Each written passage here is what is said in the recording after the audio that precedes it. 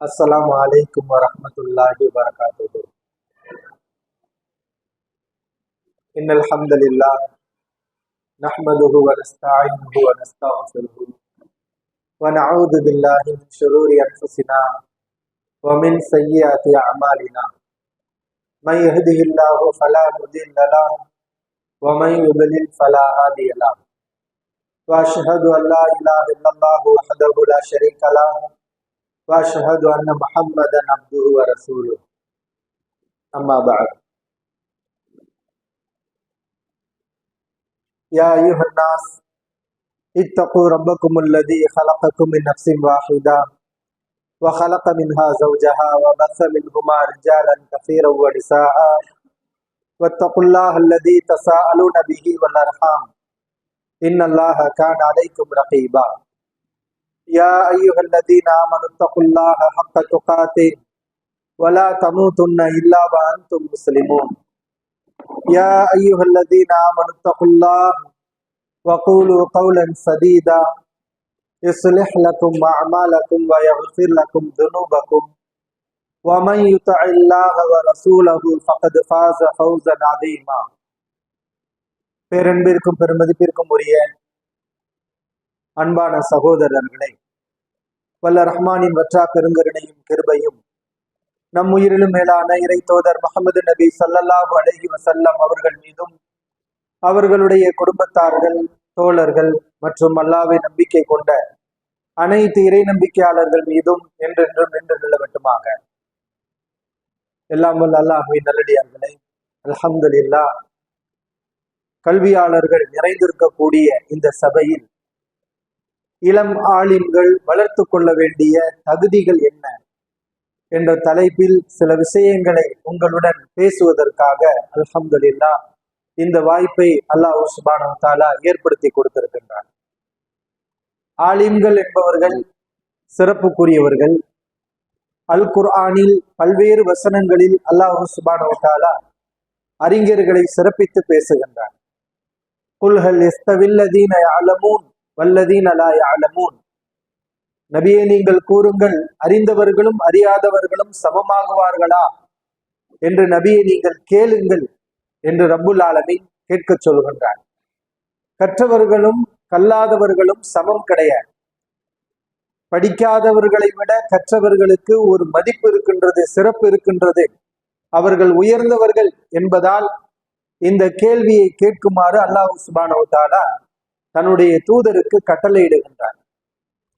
அப்படிப்பட்ட சிறப்புக்குரிய கல்வியகத்தில் கற்று அங்கிருந்து முறையான ஆசிரியர்களிடம் கல்வியை பெற்று வெளிவரக்கூடிய வாய்ப்பை அல்லாஹ் நமக்கு வழங்கியிருக்கிறான் என்று நாம் நினைக்கும் போது உண்மையில் நாம் அனைவரும் அல்லாஹ்விற்கு நன்றி செய்ய கடமைப்பட்டவர்கள். அல்ஹம்துலில்லாஹ் என்ற வார்த்தையை அதிகமாக உச்சரிப்பதற்கு உரிய நபர்கள் நாம். அல்லாஹ் நமக்கு இந்த கல்வியை கொடுத்திருக்கின்றார். கல்வி நிலவக்கூடிய ஒரு சூழலில் பயிலக்கூடிய வாய்ப்பை நமக்கு வழங்கினார். இந்த மதரசாவில் கற்று முழுமையாக பயின்று அதிலிருந்து வெளிவரக்கூடியவர்களாக அல்லாஹ் ரப்புல் ஆலமீன் நம்மை தேர்வு செய்திருக்கின்றார். இந்த சந்தர்ப்பத்தில் நம்மிடத்திலே நாம் வளர்த்து கொள்ள வேண்டிய சில பண்புகள் இருக்கின்றது. சில தன்மைகளை நாம் வளர்த்து கொள்ள வேண்டும். முதலாவதாக, மதரசாவில் இருந்து வெளிவரக்கூடிய மாணவர்களாகிய நாம் முதலில் நம்முடைய உள்ளத்தில் பதிய வைக்க வேண்டிய மிக முக்கியமான விஷயம், நாம் இந்த மதரசாவில் அனைத்தையும் கற்றுவிடவில்லை. கல்வியை கற்பதற்கான வாய்ப்புகளையும் வழிகளையும் மட்டும்தான் கல்லூரி படிப்பில் மதரசாவுடைய காலத்தில் நாம் கற்றிருக்கின்றோம். அதை பலமுறை உஸ்தாத் ஷேக் சையத் அலி ஃபைஜி அவர்கள் நமக்கு நினைவுபடுத்தி இருக்கின்றார். இந்த மதரசாவில் உங்களுக்கு நாம் அனைத்து கல்வியையும் கற்றுக் கொடுத்து விடவில்லை. கல்வியில் மதரசாவில் நாம் படிக்கக்கூடிய கல்வி என்பது எப்படி படிப்பது, கல்வியை வளர்த்துக் கொள்வதற்கான வழி என்ன, வாய்ப்புகள் என்ன என்ற வழிகளையும் வாய்ப்புகளையும் தான் மதரசாவிலே நாம் படிக்கின்றோம். கல்வியை முழுமையாக நாம் கற்றுவிட முடியுமா? சொல்லுங்க. முழுமையாக நாம் கற்றுவிட முடியுமா? கல்விக்கு முடிவு இருக்கிறதா? இல்லை. கல்வி மதரசாவில் படித்து வெளிவரக்கூடிய நாம் அனைத்தையும் படித்து விட்டோம் என்ற எண்ணம் நமக்கு வந்தால் நாம் இன்னும் மதரசாவில் முறையாக படிக்கவில்லை என்று அர்த்தம். சில அறியாத மக்களிடத்தில் அந்த எண்ணங்கள் வருகின்றது, படிக்காதவர்களிடத்தில் தான் அந்த எண்ணம் உருவாகின்றது. நாம் அனைத்தையும் படித்து விட்டோம், நாம் அனைத்தையும் தெரிந்து விட்டோம், நமக்கு தெரியாத விஷயங்கள் எதுவுமே இல்லை என்று ஜாகில்கள் நினைப்பார்கள். ஆனால் கல்வியாளர்களை பொறுத்தவரை அவர்களுடைய எண்ணம், அவர்களுடைய எதிர்பார்ப்பு, இந்த கல்வியிலே அவர்களுடைய மன ஓட்டம் எப்படி இருக்கும் என்றால், நாம் இன்னும் படிக்கவில்லை, படிக்க வேண்டிய விஷயங்கள் எவ்வளவோ இருக்கின்றது, இப்படித்தான் அவர்களுடைய எண்ணங்கள் இருக்கும். கல்வியில் கற்று தேர்ந்தவர்களுடைய எண்ணம் கூட அப்படித்தான் இருக்கும். அவர்கள் ஏராளமாக படித்திருப்பார்கள், அறிந்திருப்பார்கள், மக்களுக்கு கல்வியை போதித்துக் கொண்டிருப்பார்கள், முதர்ரிசீன்களாக ஆசிரியர்களாக இருப்பார்கள், மக்களுக்கு தர்பியத்து கொடுக்கக்கூடிய நல்லொழுக்கத்தை போதிக்கக்கூடிய நல்லொழுக்க பயிற்சியாளர்களாக இருப்பார்கள். கல்வியின் பல துறைகளிலும் கற்று தேர்ந்து அவர்கள் பணியாற்றி கொண்டிருப்பார்கள்.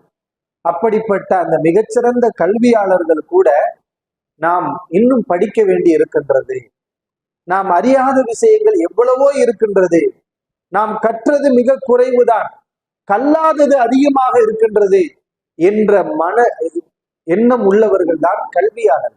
அவர்கள் தான் கல்வியாளர்.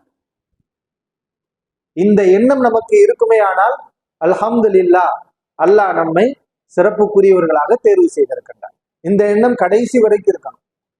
நாம கல்வியில் முழுமை அடையவில்லை. எதுவரை கல்வியில் நாம் முழுமை அடைய முடியுமா? முடியாது.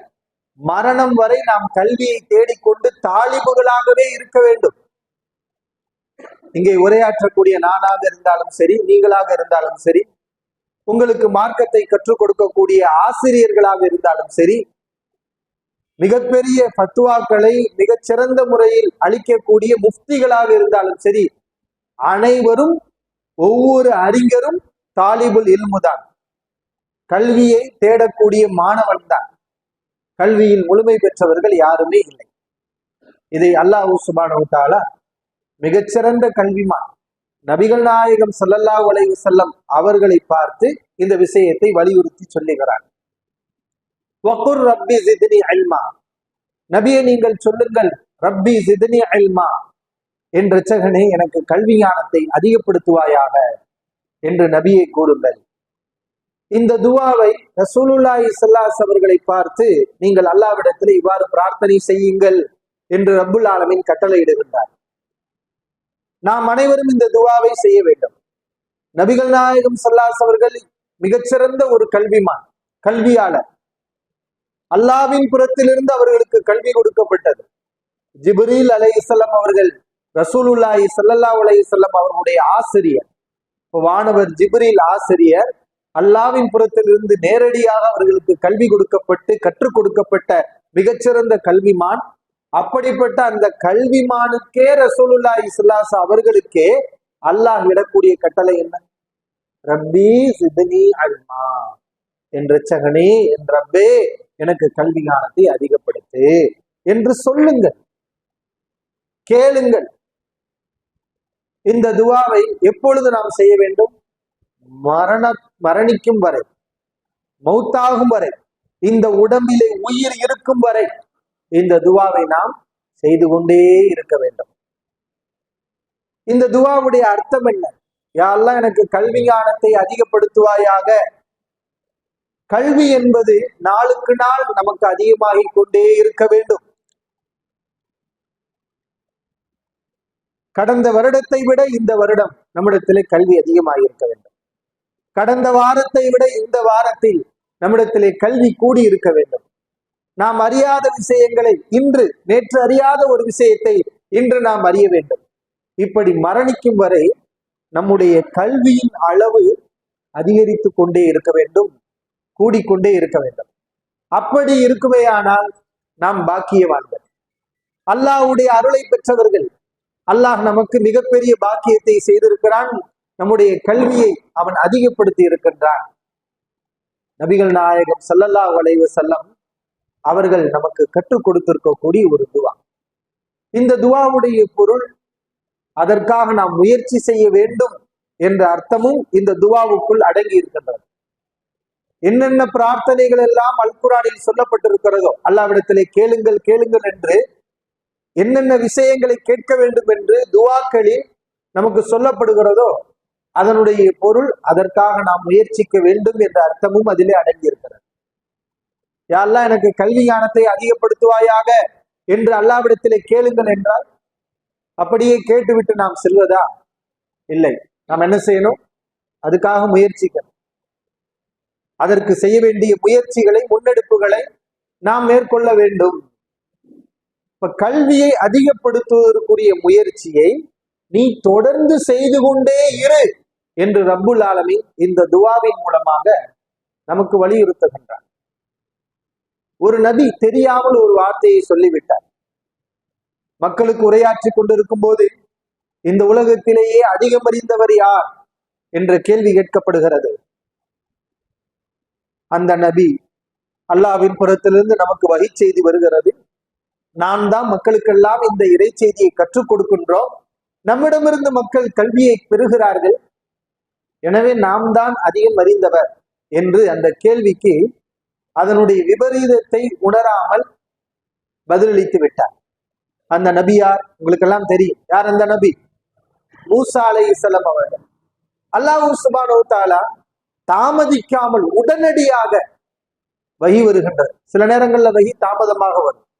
ஆனா இந்த விஷயத்துல உடனடியாக அல்லாஹ்வின் புறத்திலிருந்து இந்த நபிக்கு, மூசா அலைஹிஸ்ஸலாம் அவர்களுக்கு வஹி வருகிறது. உங்களை விட அறிந்தவர் ஒருவர் இருக்கின்றார். நபிமார்களுடைய இயல்பு என்னன்னா, தன்னிடத்திலே இல்லாத கல்வி ஒரு இடத்திலே இருக்கிறது என்று தெரிந்தால் கல்வியின் அருமையை புரிந்தவர்கள் நபிமார்கள். உங்களிடத்திலே இல்லாத கல்வி இன்னொரு இடத்திலே இருக்கிறது என்று தெரிய வந்தால் எப்பாடு வெட்டாவது, எப்படிப்பட்ட முயற்சியை மேற்கொண்டாவது, எவ்வளவு பெரிய சிரமத்தை அனுபவித்தாவது அந்த கல்வியை அடைந்து விட வேண்டும் என்ற பேராவல் உள்ளவர்கள் தான் நபிமார்கள். அது நபிமார்களுடைய பண்பு. அதே பண்பு தான் நம்மிடத்துல என்ன செய்யணும்? இருக்கணும். இந்த மதரசாவில இருந்து நம்ம போறோம், நம்முடைய மதரசா படிப்பை நிறைவு செய்கின்றோம். மதரசா படிப்பை தான் நாம் நிறைவு செய்கின்றோம். படிப்பதை நாம் நிறைவு செய்ய முடியாது. அதை அதற்கு இறுதி வடிவமும் கிடையாது. கடைசி வரைக்கும் நாம் என்ன செய்யணும்? படித்து கொண்டே இருக்க வேண்டும். அந்த நபி ஆசைப்பட்டார், அந்த கல்வியாளரை அல்லாஹ் நான் சந்திக்க வேண்டும். அல்லாஹ்விடத்திலேயே அதற்கான வாய்ப்பை கேட்கின்றார். அல்லாஹ் சுப்ஹானஹு வ தஆலா அதற்கான வழிவகைகளை அந்த நபிக்கு கற்றுத் தருகின்றான். இது கால மூசா லி ஃபதாஹு லா அப்ரஹ் ஹத்தா அப்லுக மஜ்மஅல் பஹ்ரைன் அவ் அம்தி ஹுக்பா. இரண்டு கடல்கள் சங்கமிக்கும் இடத்தை நான் அடையும் வரை தொடர்ந்து பயணம் செய்து கொண்டே இருப்பேன், அல்லது எவ்வளவு காலமானாலும் நான் தொடர்ந்து என்னுடைய பயணத்தை மேற்கொண்டு அந்த கல்வியாளரை நான் சந்திக்காமல் விடமாட்டேன். இப்படி உறுதி பூண்டவர் யார்? மூசா அலைஹிஸ்ஸலாம் அவர்கள். கல்விக்காக பல கடல் பயணங்களை மேற்கொள்ள வேண்டிய சூழல் வரும்போது அவர்கள் வைராக்கியம் மேற்கொள்கிறார்கள். நான் நீண்ட பயணம், அம்திய ஹுக்பா, பல வருடங்கள் ஆனாலும், எத்தனை நாட்கள் கழிந்தாலும் நான் பயணம் மேற்கொண்டு கல்வியை பெறுவேன். கல்வி என்பது மிகப்பெரிய பொக்கிஷம். அதற்காக நீண்ட நெடிய தூரத்தை நாம் மேற்கொள்ள வேண்டிய வாய்ப்புகள் வந்தாலும் நீண்ட நெடிய தூரங்களை மேற்கொண்டாவது அந்த கல்வியை பெற்றுக்கொள்ள வேண்டும். சிரமங்களை மேற்கொண்டார்கள். அது குர்ஆன்ல வருதா இல்லையா? லக்கத் லகீனா மின் சஃபரினா ஹாதா நஸபா ஆத்தினா கதானா. நம்முடைய உணவை கொண்டு வாருங்கள். இந்த பயணத்திலே நாம் மிகப்பெரிய சிரமத்தை அனுபவித்து விட்டோம், மிகவும் களைப்பாக இருக்கின்றது. களைப்பு உள்ள ஒரு பயணத்தை மேற்கொண்டார்கள். அந்த கல்வியாளரை சந்திக்கிறார்கள். அவரிடத்துல பெர்மிஷன், அனுமதி கேட்கிறார்கள். உங்களை பின்பற்றி நான் வரலாமா? வந்தால் எனக்கு அல்லிமணி நிம்மா அல்லிம் தருஷ்தா, அல்லாஹ் உங்களுக்கு கற்றுக் கொடுத்திருக்கக்கூடிய நல்ல விஷயத்தை எனக்கு நீங்கள் கற்றுக் கொடுப்பீர்களா? உங்களை பின்பற்றி நான் வரலாமா? ஒரு நபி இன்னொரு கல்வியாளரிடத்திலே அனுமதி வேண்டுகிறார். கல்வியாளர்கள் எப்பயுமே என்ன செய்யக்கூடாது, படிக்கிற விஷயத்துல ஈகோ பார்க்கவே கூடாது. நாம் படிப்பதா, நாம் மதரசாவை படித்து முடித்து, சைத்தான் இப்லீஸ் இப்படித்தான் நம்மள என்ன செய்வான், இந்த கல்விங்கிற உயர்ந்த பாக்கியம் கிடைக்க விடாம நம்மளை தடுத்து நிப்பாட்டுவான், நம்முடைய வளர்ச்சிய முட்டுக்கட்டை போடுவான். அதற்கு ஒரு கால இடம் தரக்கூடாது. நாம மதரசாவுல படிச்ச ஆலிமா இருக்கிறோம், இனி நாம எப்படி படிக்கிறது, இனி மேற்கொண்டு நாம எப்படி படிக்கிறது, மறுபடியும் மாணவனா என்ற எண்ணத்தை சைத்தான் ஏற்படுத்துவான். ஆனால் நபியாக இருந்தவர் மறுபடியும் மாணவனாக மாறுகின்றார். ஹதர் அலைஹிஸ்ஸலாம் அவர்களிடத்திலே மூசா அலைஹிஸ்ஸலாம் அவர்கள், நான் உங்களிடத்திலே மாணவனாக வரலாமா, ஒரு மாணவனுக்கு இருக்கக்கூடிய ஒழுக்கம், பணிவு அனைத்தையும் வெளிப்படுத்துகிறார்கள், நான் உங்களை பின்பற்றி வரலாமா, எனக்கு நீங்கள் அனுமதி கொடுப்பீர்களா? என்னுடன் வந்தால் பொறுமையாகத்தான் வர வேண்டும். யார் சொல்கிறார்? ஆசிரியர் சொல்கிறார். ஹதர் அலைஹிஸ்ஸலாம், என்னுடன் வந்தால் நீங்கள் பொறுமையாக இருக்க வேண்டும். பொறுமை இல்லாதவர்களுக்கு கல்வி இல்லை, சபர் இல்லாதவர்களுக்கு கல்வி இல்லை. மூசா அலைஹிஸ்ஸலாம் அவர்கள், சதஜிதுனி இன்ஷா அல்லாஹு சாபிரா, என்னை பொறுமையாக நீங்கள் காண்பீர்கள், நான் பொறுமையாக இருப்பேன், என்னை நான் கட்டுப்படுத்திக் கொள்வேன், என் உணர்வுகளை, என் கோபதாபங்களை அனைத்தையும் கட்டுப்படுத்திக் கொள்வேன், அப்பொழுதுதான் கல்வி என்ற மிகச்சிறந்த பாக்கியம் கிடைக்கும். மூசா அலைஹிஸ்ஸலாம் அதையெல்லாம் உணர்ந்த காரணத்தினால் அவர்கள் இந்த பயணத்தை தொடர்ந்தார்கள். அந்த வரலாறு நீண்டு செல்கிறது. இந்த சம்பவம் நமக்கு என்ன உணர்த்துகிறது என்று சொன்னால், கடைசியில் ஹதர் அலைஹிஸ்ஸலாம் அவர்கள் சொல்லக்கூடிய செய்தி என்ன? மூசாவே, இந்த கடலை பாருங்கள், இந்த கடல் எப்படி பறந்து விரிந்து கிடக்கின்றது. இவ்வளவு பெரிய இந்த கடலில் ஒரு சிறிய ஒரு பறவை ஒரு சொட்டு நீரை எடுக்கின்றது. அந்த ஒரு சொட்டு நீர் கூட கிடையாது உங்களுடைய கல்வி, என்னுடைய கல்வி. அல்லாஹ்வுடைய கல்வி இந்த கடல் போல விரிவானது. கல்வியில் நமக்கு நாம் நிறைய படித்து விட்டோம் என்ற எண்ணமே வரக்கூடாது. எவ்வளவு அறிந்தாலும் இன்னும் அறிய வேண்டிய விஷயம் இருக்குது. கல்வி என்பது கடல் போல. நாம் மிக குறைவாக கற்றிருக்கிறோம், இன்னும் அறிய வேண்டிய விஷயங்கள் எவ்வளவோ இருக்கிறது என்ற ஒரு எண்ணம் முதல்ல நமக்கு இருக்க வேண்டும். அப்படி இருக்குமே ஆனால் இந்த மதரசாவை விட்டு நாம் செல்லும் போதே, நம்முடைய கல்லூரி படிப்பை, இந்த ஆலிம் படிப்பை முடித்து விட்டு செல்லும் போது தொடர்ந்து இந்த கல்வியில் ஆர்வம் உள்ளவர்களாக, இந்த கல்வியை தேடக்கூடியவர்களாகவே நம்ம இருக்கணும். உண்மை அதுதான். என்னுடைய அனுபவத்தை நான் சொல்றேன். மதரசாவை முடித்து, படிப்பை முடித்து வெளியே வரக்கூடிய மாணவர்கள் யாருமே பக்குவமான நிலையை அடைந்திருக்க மாட்டார்கள். நானும் அப்படித்தான் இருந்தோம். முழுமையான தெளிவும் நமக்கு கிடைக்காது. ஓரளவுக்கு நம்ம தெரிஞ்சிருப்போம். நகுவாக இருக்கட்டும், சர்ஃபாக இருக்கட்டும், மற்ற அகீதா சார்ந்த விஷயங்களாக இருக்கட்டும், ஃபிக்கு சார்ந்த விஷயங்களாக இருக்கட்டும், நபிமொழிகள் தொடர்பான விளக்கங்கள், அல் குர்ஆனுடைய தஃப்சீர்கள் தொடர்பான விளக்கங்கள், இந்த விஷயங்கள்லாம் ஓரளவு நம்ம உள்வாங்கி இருப்போம். வாங்காம இருக்க மாட்டோம். ஆசிரியர்கள் முயற்சி செஞ்சு நமக்கு சொல்லி கொடுத்திருப்பாங்க. நாமும் கடின உழைப்பு செய்து அதை நாம் உள்வாங்கி இருப்போம். ஆனால் இதனுடைய முழு நன்மையை நம்ம எங்க பார்க்க முடியும்னா, இதற்கு பிறகு நாம செய்யக்கூடிய முயற்சிகள், எடுக்கக்கூடிய துறைகள், அதை பொறுத்துத்தான் நம்முடைய திறமை, நம்முடைய ஆற்றல், இந்த கல்வி பணியில் நம்முடைய வீரியம் எல்லாமே வெளிப்படும். மதரசா படிப்பை முடித்து விட்ட பிறகு நாம் அடுத்த கட்டமாக நாம என்ன செய்யணும்? இரண்டாவதாக நம்ம மனதில பதிய வைக்க வேண்டிய முக்கியமான விஷயம், இந்த கல்வி சார்ந்த துறையை விட்டு ஒரு காலம் நாம் வெளியே சென்று விடக்கூடாது. கல்வி பணியை விட்டு விட்டு வேறு பக்கம் நாம் திசை திரும்பி விடக்கூடாது. இது இரண்டாவதாக மனதில பதிய வைக்க வேண்டிய விஷயம். அப்படி வேறு ஒரு துறையை நாம் தேர்வு செய்தால், அது எந்த துறை உங்களுக்கு எல்லாம் தெரியும். பலர் அந்த நிலைக்கு ஆளாகி இருக்கிறாங்க. கல்லூரிகளில் படித்தவர்கள் படித்து முடித்த பிறகு இந்த கல்வி பணியை விட்டுவிட்டு, கல்வித்துறையை விட்டுவிட்டு, கல்வித்துறை என்பது பல வடிவங்களில் இருக்கின்றது. ஏதாவது ஒரு ரீதியில் கல்வியுடன் நாம் தொடர்புடையவர்களாக இருந்தால் அல்ஹம்துலில்லாஹ், பிரச்சனை இல்லை. ஆனால் இந்த துறையை விட்டுவிட்டு வேறு துறைக்கு நாம் செல்வோமே ஆனால் இந்த துறைக்கு வர வேண்டிய அவசியமே இல்லை. இன்றைக்கு பலருடைய நிலைகளை நம்ம பார்க்கணும். அவர்களுக்கும் இந்த அறிவுக்கும் கல்விக்கும் சம்பந்தமே இல்லாத ஒரு நிலை இருக்கும். அவர்களை சாதாரண ஒரு பொதுமக்களாகத்தான் நாம் நினைப்போம்.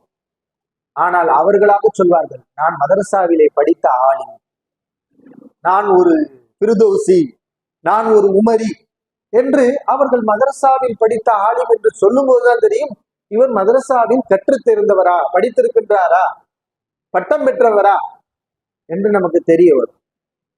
ஏன்னா அவருடைய நடவடிக்கைகள்ல கல்வியுடன் தொடர்புடைய எதுவுமே இல்லை. இந்த அளவுக்கு போறாங்கன்னா என்ன காரணமா இருக்கும்? அவங்க எந்த துறையை தேர்வு செஞ்சிருப்பாங்க சொல்லுங்க. அல்லாஹ் குர்ஆன்ல பல இடங்கள்ல உங்களை பாராமுகமாக்குகின்றது, உங்களை திசை திருப்புகிறது என்று பல இடங்கள்ல ஒரு விஷயத்தை சொல்லி காட்டுறானே. சஹாபாக்களில் கூட சில பேரு அதுல ஈடுபட்டதுனாலதான் இந்த கல்வி பணியில ஈடுபட முடியாமல் போனது. சில பேர் கல்வி வேண்டும் என்பதற்காக அதை புறக்கணித்தார்கள் என்றெல்லாம் பேசப்படுகிறதே. அந்த விஷயம் என்ன சொல்லுங்க? என்னது? வியாபாரம், திஜாரா. இப்ப திஜாராவுக்கு சில பேர் செல்றாங்க. அதில் போகக்கூடியவர்கள் இந்த கல்வித்துறையை விட்டு முழுமையாக அது அவர்களை திசை திருப்பி விடுகிறது. ஏன்னா ரொம்ப குறைவுதான். வியாபாரமும் செய்து கொண்டு மார்க்கப்படியும் செய்யக்கூடியவர்கள் குறைவு. சில கல்வியாளர்கள் இருக்கிறாங்க, அல்ஹம்துலில்லாஹ், அவர்களுடைய கல்வி பணிக்கு இடையூறு வராத வகையிலான திஜாராக்களை அவர்கள் செய்வார்கள். நம்முடைய நேரத்தை பாதிக்காது, கல்வி பணியில ஈடுபடுவதற்கு நம்முடைய வியாபாரம் இந்த வகையில முட்டுக்கட்டையாக இருக்காது. அது மாதிரியான வியாபாரங்கள்ல ஈடுபட்டு கொண்டு கல்வி பணியை செய்வார்கள். அல்ஹம்துலில்லாஹ், அது தப்பு கிடையாது. அது ஒரு சிறந்த முடிவு தான். பொருளாதாரத்திலும் நாம் கண்ணியமாக தன்னிறைவு பெற்றவர்களாக இருப்போம். இந்த கல்வி பணியையும் விட்டு விடாமல் அதை சிறப்பாக பணியாற்றக்கூடியவர்களாக இருப்போம். ஆனா நம்முடைய இலக்கு என்னவா இருக்கணும்? வியாபாரம் செய்யறோமோ இல்லையோ, ஆனால் ஒரு முடிவு, இந்த கல்வி பணியை எக்காலத்தை கொண்டும் எக்காரணத்தை கொண்டும் இதை நான் விட்டுவிட மாட்டேன். இதுல நாம உறுதி உள்ளவர்களாக இருக்கணும். இதற்கு பிறகு இந்த கல்வித்துறையோடு நம்ம தொடர்பு இல்லாம போனோம், படிச்ச விஷயங்கள் எல்லாமே மறந்து போயிடும். எவ்வளவு சிரமப்பட்டு நம்ம படிச்சிருக்கோம் கொஞ்சம் யோசிச்சு பாருங்க. அல்லாஹ் நமக்கு கொடுத்த பாக்கியம், நம்மளை தேர்வு செஞ்சு இங்க கூட்டிட்டு வந்து மிகச்சிறந்த ஒரு பாக்கியத்தை அல்லாஹ் கொடுத்திருக்கிறான். காசு, பணம், பொருளாதாரம், பதில் எதுவுமே இதுக்கு ஈடாக முடியாது. சொல்ல போனால் உயர்ந்த கல்வி இருந்தா இந்த கல்வியே நமக்கு எல்லாத்தையும் கொண்டு வரும். பொருளாதாரத்தை தேடி நம்ம போக தேவையில்லை. அல்லாஹ் சுப்ஹானஹு வ தஆலா கல்வியாளர்களை தேடி பொருளாதாரத்தை கொண்டு வருவார். ஆனால் சரியான கல்வியை நாம என்ன செய்யணும்? பெற்றுக்கொள்ளணும். நம்ம சிறந்த கல்வியாளர்களாக இருந்தோம், அல்லாஹ் அந்த கல்விக்காக அர்ப்பணிச்சோம் வைங்களேன், ஒரு சிரமமும் இல்லைங்க. ரிஸ்க் நம்மை தேடி வரும். எங்கிருந்து வரும் தெரியாது. அல்லாஹ் சுப்ஹானஹு வ தஆலா அப்படித்தானே சொல்லி காட்டுறான். வமன் யத்தகில்லாஹ் யஜ்அல் லஹு மக்ரஜா. ஒருவர் அல்லாஹ்வை அஞ்சி நடப்பாரையானால் அவர் சந்திக்கக்கூடிய பிரச்சனைகளில் இருந்து விடிவு காலத்தை, ஒரு போக்கிடத்தை, அவருடைய பிரச்சனைகளுக்கான தீர்வை அல்லாஹ் சுப்ஹானஹு வ தஆலா ஏற்படுத்துவார். நம்முடைய பிரச்சனைகளை யார் பார்த்துக்கிடுவாங்க? அல்லாஹ் பார்த்துக்கிடுவான். வயர்ஸுகுஹு மின் ஹைது லா யஹ்தஸிப். அவரே அறியாத ரீதியில் அவருக்கு ரிஸ்கை வழங்குவார். ரிஸ்க் என்றால் உணவு மட்டுமல்ல. உணவு, உடை, வீடு, நாம் பயன்படுத்தக்கூடிய இந்த செல்போன்கள், எழுதக்கூடிய பேனா, இருப்பிடம், வாகன வசதிகள் எல்லாவற்றையும் அல்லாஹ் சுப்ஹானஹு வ தஆலா தருவான். நம்மிடத்திலே கல்வி இருந்தால், அல்லாஹ்வை அஞ்சி நாம் நடப்போமேயான. கல்வி என்பது அவ்வளவு பெரிய ஒரு பாக்கியம். நாம் இந்த பொருளாதாரத்துக்காக கற்கக்கூடாது, ரிஸ்க்குக்காக கற்கக்கூடாது. அல்லாஹ் மேல தவக்குள் வைத்து கற்க வேண்டும். ஆனால் அல்லாஹ்வின் மீது நம்பிக்கை வைத்து இந்த கல்வியை தூய எண்ணத்தோடு இஹ்லாஸோடு படிக்கும் போது அல்லாஹ் சுப்ஹானஹு வ தஆலா நம்மளை கைவிட மாட்டான். நமக்கு தேவையான அனைத்தையும் அவன் நமக்கு செஞ்சு கொடுப்பான். நமக்கு தேவையான அனைத்தையும் அவன் கொடுப்பான். அப்படிப்பட்ட மிகச்சிறந்த ஒரு பாக்கியம் இந்த கல்வி. இந்த கல்விக்காக நீங்க 5 வருஷம் வந்து மதரசாவுல படிச்சு எவ்வளவு காலத்தை செலவு பண்ணியிருக்கிறீங்க? 5 வருட காலம் இந்த கல்லூரி படிப்புல நீங்க செலவு பண்ணியிருக்கிறீங்க. நன்மையான அடிப்படையில தான் நம்ம செலவு பண்ணியிருக்கோம். வீணா ஒண்ணு செலவு பண்ணல. தேர்வு செஞ்ச துறை தரமான துறை, இம்மைக்கும் மறுமைக்கும் நமக்கு நன்மை விளைவிக்கக்கூடிய துறை. நம்முடைய செயல்கள், நம்முடைய வாழ்வு எல்லாமே சுப்ஹானல்லாஹ் இபாதத்தாக 24 மணி நேரமும் இபாதத்தாக இருக்கக்கூடிய ஒரு அருமையான ஒரு துறையை நாம தேர்வு செய்திருக்கின்றோம். அல்லாஹ்வுடைய வஹீ செய்தியை பாதுகாக்கக்கூடிய காவலர்களாக அல்லாஹ் நம்மை தேர்வு செய்திருக்கின்றார். நபிமார்கள் விட்டு சென்ற மாபெரும் சொத்து கல்வி, இந்த மார்க்க கல்வி. அந்த மார்க்க கல்வியை பெறக்கூடியவர்களாக, தாங்கக்கூடியவர்களாக, அதை சுமந்து செல்லக்கூடியவர்களாக, அதை உலகமெல்லாம் பரப்பக்கூடியவர்களாக அல்லாஹ் சுப்ஹானஹு வ தஆலா நம்மை தேர்வு செய்திருக்கிறான். அதற்கான வாய்ப்பு தான் இந்த கல்லூரி படிப்பு. இப்படிப்பட்ட ஒரு சிறப்புக்குரிய ஒரு வாய்ப்பை பெற்ற பிறகு நம்ம மறுபடியும் தடமுரண்டு வேறு திசைக்கு போனோம்னா மிகப்பெரிய கை சேதம் இல்லையா? அதுக்கு இந்த துறைக்கு வராம இருந்திருந்தா அது ஒரு கணக்கு. ஆனால் 5 வருடம் படித்து விட்டு மறுபடியும் திசை மாறுகிறது என்று சொன்னால் இவர்களுடைய காலம், நேரம் எல்லாவற்றையும் வீண்விரயமாக்கி மிகப்பெரிய ஒரு கை சேதத்துக்குரியவர்கள், நஷ்டவாளிகள். அப்படிப்பட்டவர்களாக நாம் இருக்கக்கூடாது. ஒரு சிறந்த பாக்கியம் கிடைத்த பிறகு அதை உதறி தள்ளுவது என்பது பெரிய கை சேதம், நஷ்டம். அல்லாஹ் சுப்ஹானஹு வ தஆலா அல் குர்ஆன்ல சில மோசமான மனிதர்களை சொல்லி காட்டுறானா இல்லையா? சில மோசமான மனிதர்கள். அஃபரஐத்தல்லதி கஃபர பி ஆயாத்தினா, நம்முடைய வசனங்களை மறுத்த வத்துலு அலைஹி நப அல்லதி ஆத்தைனாஹு ஆயாத்தினா, ஒருவருக்கு நம்முடைய வசனங்களை கொடுத்திருந்தோம். ஷைத்தான் அவரை பின்பற்றினான், வழிகெடுத்தான், வசனங்களை விட்டு அவன் திசை மாறினான், அவன் நரகவாசியாக மாறிவிட்டான் என்று ரப்புல் ஆலமீன் சொல்லி காட்டுகிறான். சில துரதிர்ஷ்டவாளிகள் இது போன்று சிறந்த பாக்கியத்தை அடைந்த பிறகு அந்த பாக்கியத்தை புறக்கணித்து விட்டு செல்வார்கள். அது போன்ற ஒரு துரதிருஷ்டவாதியா நாம என்ன செய்யக்கூடாது. நம்ம யாரும் இஸ்லாத்தை விட்டு போக போறது இல்லை. மதரசா விட்டு போனா இஸ்லாத்தை விட்டு போயிட்டாங்கன்னு சொல்லிட்டாங்க அப்படி என்ன செய்யக்கூடாது, இதை எடுத்துக்கொள்ளக்கூடாது. இஸ்லாத்தை விட்டு போய்விட்டார்கள் என்று நம்ம சொல்லல. ஒரு சிறந்தது, அதாவது மூசா அலைஹிஸ்ஸலாம் அவர்கள் கேட்டார்கள் அல்லவா, அத்தஸ்தப்திலூன பில்லதி ஹுவ அத்னா பில்லதி ஹுவ கைர், நல்லதுக்கு பதிலாக அதை விட கீழ் நிலையில் இருக்கக்கூடியதை மாற்றிக் கொள்கிறீர்களா? ஒரு அறிவாளி என்ன செய்யணும்? ஒரு அறிவாளி என்ன செய்வானா, சாதாரண ஒரு பொருளை கொடுத்து அதை விட சிறந்ததை வாங்குவான். சிறந்ததை கொடுத்து அதை விட மட்டமானதை வாங்குவானா? வாங்க மாட்டான். ஒரு அறிவாளி இந்த வேலையை செய்ய மாட்டான். இப்ப நாம அறிவாளிகள் சொன்னா, உண்மையில நம்ம அறிவாளிகள் சொன்னா, சிறந்தவர்கள் சொன்னா, இந்த துறை என்பது மிகச்சிறந்த ஒரு துறை. இந்த கல்வி என்பது மிகப்பெரிய ஒரு பாக்கியம். இதை தேர்வு செய்த பிறகு நம்முடைய தடம் வியாபாரம், இதை விட்டு விட்டு வியாபாரம் என்று நாம என்ன செய்யலாம்? போகலாமா? போகக்கூடாது. அது நம்முடைய கல்வியை அழிச்சிடும். நம்ம படிச்ச விஷயங்கள்லாம் மறந்துடும். அதுக்கப்புறம் அவங்க மறுபடியும் திரும்ப கூட முடியும். சில பேர் திரும்பலாம், அல்லாஹ் நாடினால் அவர்களுக்கு அந்த அறிவை கொடுத்திருக்கலாம்.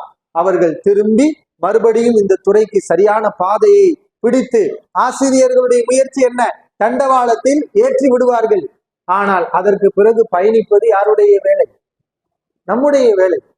அதற்கு பிறகு எவ்வளவு வேகமாக ஓடுகிறோம், எவ்வளவு தூரம் ஓடுகிறோம், தடம் மாறாமல் சரியான திசையில் ஓடுகிறோமா, இதையெல்லாம் நாம தான் என்ன செய்யணும், பார்க்கணும். இப்ப இவ்வளவு விஷயங்கள் இருக்குது.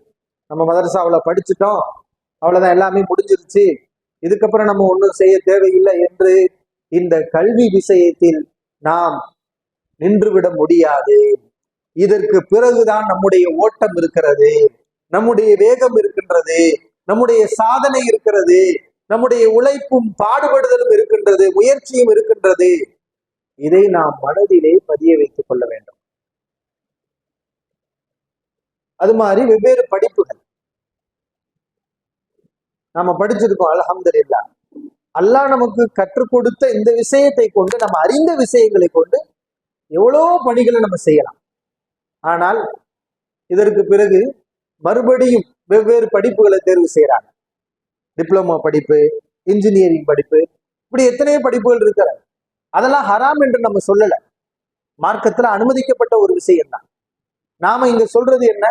சிறந்ததை பெற்ற பிறகு அதைவிட தாழ்ந்ததை தேர்வு செய்ய வேண்டுமா? அல்லாஹ் சுப்ஹானஹு வ தஆலா நமக்கு கொடுத்திருக்கக்கூடிய இந்த கல்வியை நாம் பாலடிக்க வேண்டுமா? உயர்ந்த பாக்கியத்தை பெற்றிருக்கக்கூடிய இந்த மிகச்சிறந்த உன்னதமான பாக்கியத்தை நாம் இழக்கலாமா? கிடைத்த பிறகு இழக்கலாமா? நாம் நஷ்டவாளியாக மாறலாமா என்ற ஒரு கேள்வியைத்தான் இங்கே நாம் கேட்கின்றோம். சிந்தித்து பார்க்க வேண்டும். இது மாதிரியான திசை திருப்பக்கூடிய விஷயங்களில் நாம் ஈடுபடக்கூடாது. அல்லாஹ் சுப்ஹானஹு வ தஆலா அல் குர்ஆன்ல சொல்லி காட்டுகிறான், யுத்தில் ஹக்மத மை யஷா, தான் நாடியோருக்கு அவன் இந்த கல்வி ஞானத்தை வழங்குகிறான். எல்லோருக்கும் அல்லாஹ் கொடுக்கறது இல்லை. நீங்க பாருங்க, மதரசாவுல படிக்கக்கூடியவர்கள் வர்றாங்க அப்படின்னு சொன்னாங்கன்னா, படிச்சு முடிக்கிறாங்கன்னா சாதாரண விஷயம் இல்லை. பல சவால்களுக்கு மத்தியில் அவர்கள் இதை முடிக்கின்றார்கள், நிறைவு செய்கின்றார்கள். பல சவால்கள் இருக்கின்றது, பல பிரச்சனைகள் இருக்கிறது, பல துன்பங்கள் இருக்கிறது. அதையெல்லாம் தாங்கி கொண்டுதான் இதை நாம் நிறைவு செய்கின்றோம். அல்லாஹ் சுப்ஹானஹு வ தஆலா கல்வியை எல்லாரும் விரும்புவாங்க. நான் படிக்கணும்னு ஆசைப்படுறாங்க, கல்வியாளர் ஆகணும் எல்லாரும் விரும்புறாங்க. ஆனா விரும்பக்கூடிய அனைவருக்கும் அந்த பாக்கியத்தை கொடுப்பதில்லை. ஆசைப்படுறவங்க எல்லாரும் கல்வியாளர் ஆயிடுறாங்களா? அந்த அறிவு அவர்களுக்கு கிடைத்து விடுகின்றதா? ஆசைதான் பட முடியும், அடைய முடியாது. ஆனா அல்லாஹ் சுப்ஹானஹு வ தஆலா அதை அடையக்கூடிய பாக்கியத்தை நமக்கு வழங்குகிறான் என்னும் போது, அல்லாஹ்வால் தேர்வு செய்யப்பட்ட மை யஷா, அல்லாஹ்வுடைய நாட்டத்தில் உள்ளவர்கள்ல நாமும் ஒருவர் என்று நாம நினைக்கிறோம். இதை நினைத்து நாம் பார்க்கும்போது இந்த துறையை நாம் இழப்போமா?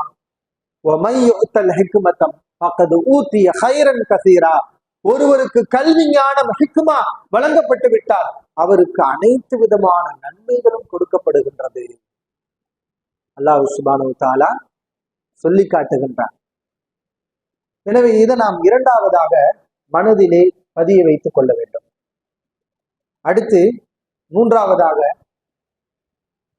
எந்த துறையை நாம் தேர்வு செய்வது? மதரசாவுடைய படிப்பு முடிந்த பிறகு நாம் மார்க்க துறைகள் நிறைய இருக்கிறது. அதில் நாம் எந்த துறையை தேர்வு செய்வோம்? எந்த துறையை தேர்வு செய்தாலும் தவறு கிடையாது. ஏதாவது ஒரு மார்க்க பணியில் நாம் ஈடுபட்டு கொண்டே இருக்க வேண்டும். அல்லாஹ் சுப்ஹானஹு வ தஆலா நம்ம தமிழகத்துடைய நிலையை எப்படி உருவாக்கி வச்சிருக்கான்னு தெரியுமா? உண்மையிலே நான் சொல்றோம், மார்க்க அறிஞர்களுக்கு அருமையான வாய்ப்புகள் நிலவக்கூடிய ஒரு பகுதி தான் இந்த தமிழகம். மார்க்க அறிஞர்களுடைய தேவையும் அதிகமாக இருக்கின்றது. ஏராளமான இடங்கள்ல பள்ளிவாசல் இருக்கிறது. எல்லாரும் என்ன செய்யறாங்க தெரியுமா? போன் பண்ணி கேட்கிறாங்க, ஒரு நல்ல மார்க்கறிஞர் இருப்பாரா? தமிழ் பேசக்கூடிய, தமிழில் மக்களுக்கு தர்பியத்து பயிற்சி கொடுக்கக்கூடிய ஒரு மார்க்கறிஞர் இருக்கின்றாரா? எங்கள் பகுதிக்கு தேவை. சம்பளம் எவ்வளவு வேணாலும் நாங்க கொடுக்கிறோம். 20,000, 25,000, 30,000. நாம் கல்வியாளர்களாக இருந்தால், டிகிரி படித்தவர்கள், இன்ஜினியர் படித்தவர்கள், பெரிய பெரிய படிப்பை படித்தவர்கள், பல லட்சங்களை கொட்டி செலவழித்து படித்தவர்களுக்கு கூட கிடைக்காத சம்பளத்தை அல்லாஹ் சுப்ஹானஹு வ தஆலா நமக்கு வழங்குகின்றார். பல இடங்களில் இடம் காலியாக இருக்கின்றது. அவர்கள் கடுமையான முயற்சியை மேற்கொண்டும் முறையான அறிஞர்கள் இல்லை. அங்கே இருக்கக்கூடியவர்கள் யார்? வடநாட்டுக்காரர்கள் தான் இருக்கின்றார்கள். வடநாட்டுக்காரர்கள் இருக்கின்றார்கள். அவர்கள் தான் அதிகமாக குர்ஆனை மனப்பாடம் செய்கின்றார்கள், தொலை வைக்கின்றார்கள். அல் குர்ஆனை தஜ்வீதுடன் அழகிய கிராத்தில் ஓதக்கூடியவர்கள் இந்த சமூகத்திலே, தமிழறிந்த சமூகத்திலே மிக மிக குறைவு. அதனால் தமிழக பள்ளிவாசலுடைய நிலைமை என்ன? எங்கு பார்த்தாலும் பள்ளி இமாம் யார்? வடநாட்டுக்காரர். காரணம், அவருக்குத்தான் ஓத தெரியும். அவர்தான் தஜ்வீதுடன் அழகிய ராகத்துடன் குர்ஆனை ஓதுகின்றார். தமிழ்நாட்டுக்காரர் இமாம போட்டோம்னா அவருக்கு பின்னால் நின்று தொழுவதற்கு முடியவில்லை என்று மக்கள் சொல்கிறார்கள். ஏன்? அல்லாஹ் நமக்கு அறிவை கொடுக்கலையா? முடியும். வாய்ப்பு நாம பயன்படுத்தணும். நம்ம எல்லாரும் மனிதர்கள் தான். நம்மிடத்திலையும் பலகீனம் இருக்கிறது. சில விஷயங்கள் தெரிந்திருப்போம், சில விஷயங்கள் தெரியாமல் இருந்திருப்போம். தெரிந்த விஷயத்தை கொண்டு தெரியாத விஷயத்தை நாம் அறிய வேண்டும். நம்மை நாம் மெருகூட்டி கொண்டே இருக்க வேண்டும். இந்த துறையில் நம்முடைய திறமைகள் எப்போது வளரும் தெரியுமா? இந்த துறையை விட்டுட்டு போயிட்டோம்னா இருக்கிற திறமையும் இல்லாம போயிடும். ஆனா இந்த துறையில தொடர்ந்து நீடித்து கொண்டே இருப்போமே ஆனால், எவ்வளவு பெரிய சவால்கள் வந்தாலும் அதை எதிர்கொண்டு இந்த துறையில் நாம் தொடர்ந்து உறுதியுடன் நிலைத்திருப்போமே ஆனால், சுப்ஹானல்லாஹ், இந்த அனுபவமே நம்மை மெருகூட்டும், நம்முடைய திறமையை அதிகரிக்கும், நம்மிடத்துல இருக்கக்கூடிய அறியாமை கொஞ்சம் கொஞ்சமாக அகலும், கல்வி ஞானம் பெருகும். அல்லாஹ் சுப்ஹானஹு வ தஆலா இதையும் ஒரு கல்வியை அதிகப்படுத்துவதற்குரிய ஒரு வாய்ப்பாக நமக்கு ஏற்படுத்தி இருக்கின்றார். அடுத்தவர்களுக்கு நாம கற்றுக் கொடுக்கிறோம். மார்க்கப்படி செய்யும் போது நம்முடைய திறமைகள் அதிகமாகிக் கொண்டே இருக்கும். நாம படித்துக் கொண்டே இருப்போம். நாம் கற்ற கல்வி நம்முடைய உள்ளத்தில் பசுமரத்தாணி போல ஆழமாக பதிந்து கொண்டே இருக்கும். பிறருக்கு கற்றுக் கொடுக்க நாம் கற்ற அறிவு நம்முடைய உள்ளத்தில் ஆழமாக பதியும். நம்ம நிறைய பேர் கேட்கிறோமா இல்லையா? படிச்ச விஷயம்லாம் மறக்குது. சில துல்லாபுகள் கேட்பாங்க, நான் படிச்சு கஷ்டப்பட்டு படிக்கிறேன், மறந்து போகுது, அதை எப்படி மறக்காம எப்படி நிப்பாட்டுறது, மனசுல எப்படி உறுதிப்படுத்துறது? அடுத்தவங்களுக்கு சொல்லி கொடுங்க, உங்க மனசுல உட்கார்ந்து. கல்வி எப்போது நமக்கு மறக்காம மனதில் இடம்பெறும்? பிறருக்கு நாம கற்றுக் கொடுக்கும் போது அந்த கல்வி நம்முடைய உள்ளத்திலே ஆழமாக உட்கார்ந்து விடும். அல்லாஹ் சுப்ஹானஹு வ தஆலா அப்படிப்பட்ட ஒரு சிறப்பை இந்த கல்விக்கு வைத்திருக்கின்றார். இதை நாம் மறந்துவிடக் கூடாது. இமாமத் போகலாம், தவறே கிடையாது.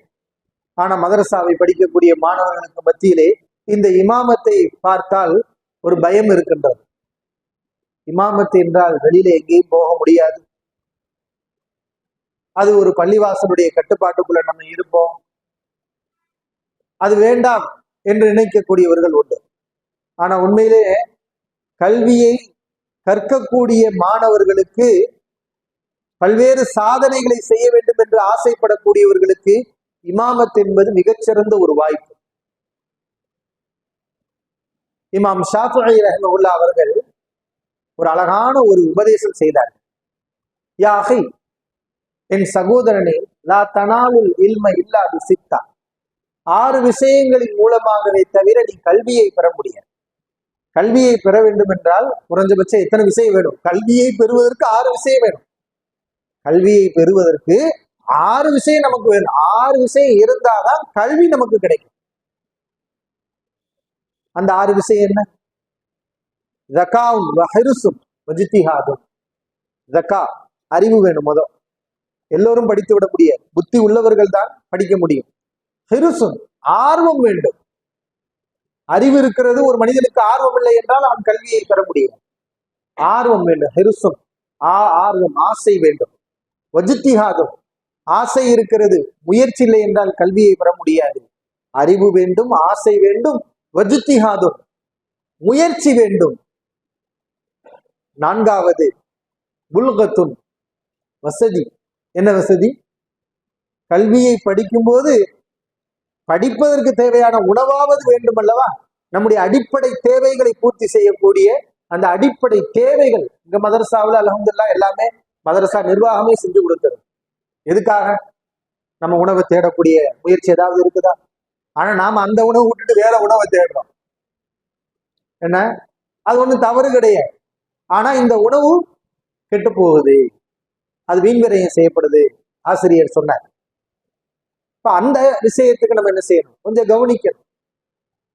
இந்த கல்வியை தேடக்கூடிய நேரங்கள்ல நம்ம கல்விக்கு அதிக முக்கியத்துவம் கொடுக்கணும்.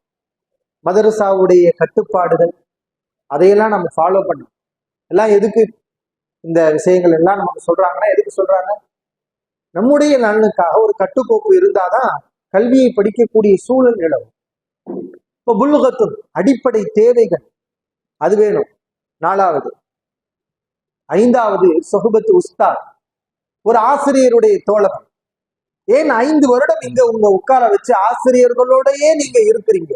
எதுக்காக? ஆசிரியருடைய தோழமை, நட்பு இருந்தால்தான் கல்வியை பெற முடியும்.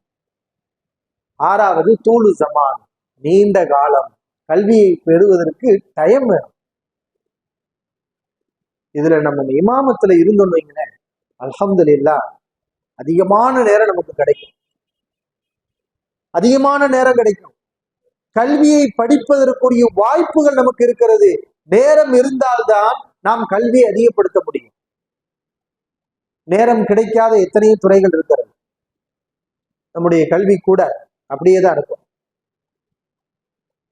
இதை நாம கவனத்துல வைக்க வேண்டும். அதே மாதிரி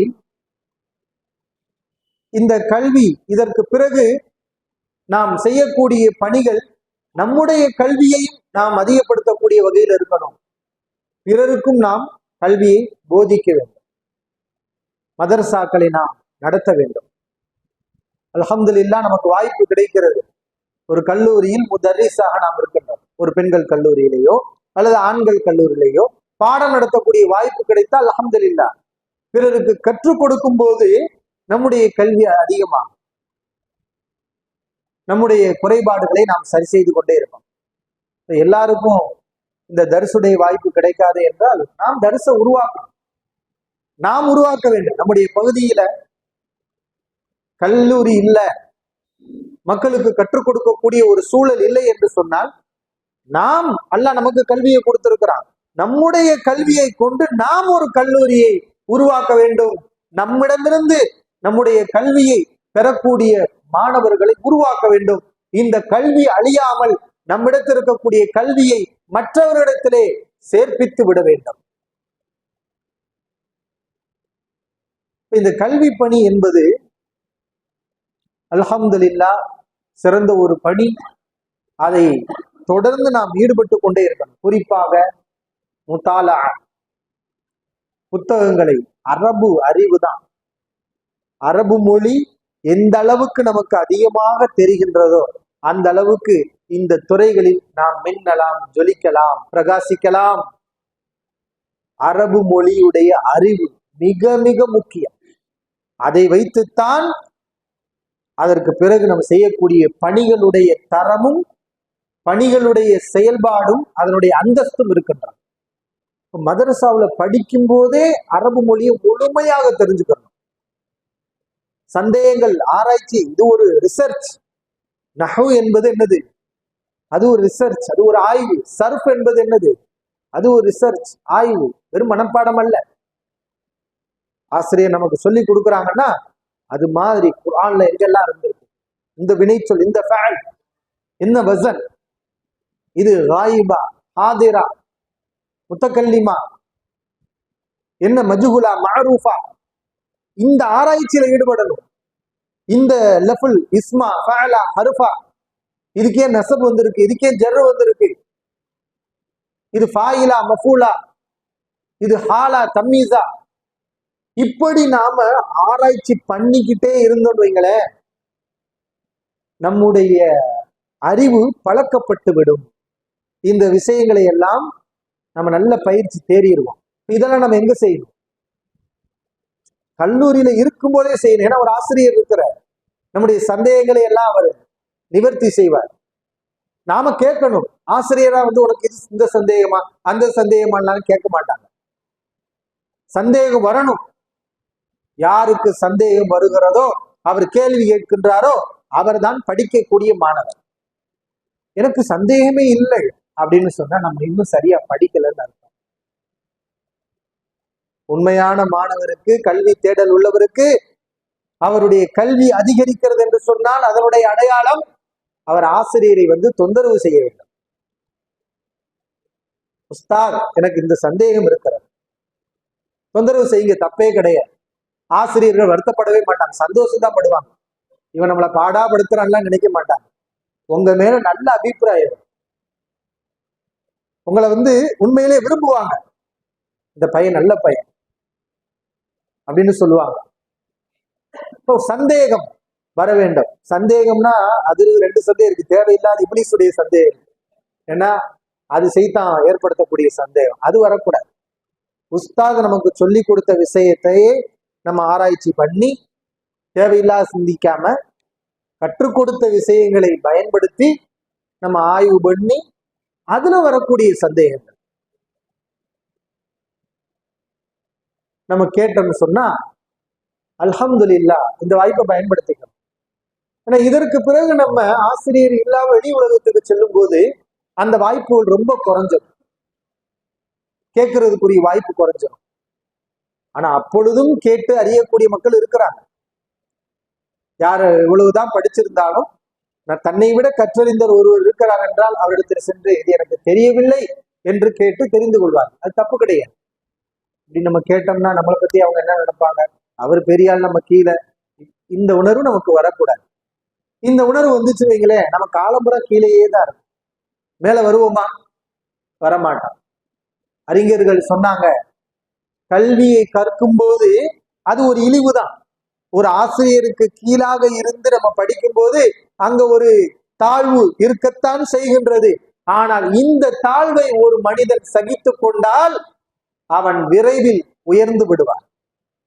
இந்த தாழ்வை சகிக்காதவன், பொறுத்து கொள்ளாதவன் காலமெல்லாம் ஜாகிலாக அறிவிலியாக இருந்து கொண்டே இருப்பான் என்று அழகாக சொன்னார்கள் அறிஞர்கள். அதுதான் யதார்த்தம். ஆக நாம என்ன செய்யணும்? நமக்கு இருக்கக்கூடிய இந்த கல்வி தொடர்பான சந்தேகங்களை எல்லாம் கேட்டு தெளிவு பெற்று கொண்டே இருக்க வேண்டும்.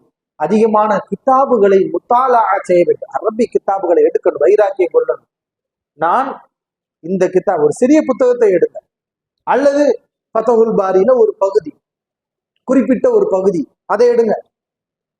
தர்ஜுமாக்கள் இன்னைக்கு இருக்கிறது, டிக்ஷனரி இருக்கின்றது, அதையெல்லாம் பயன்படுத்திக் கொள்ளுங்க. இபாரத்துகளுக்கு நீங்களே அர்த்தம் வையுங்க.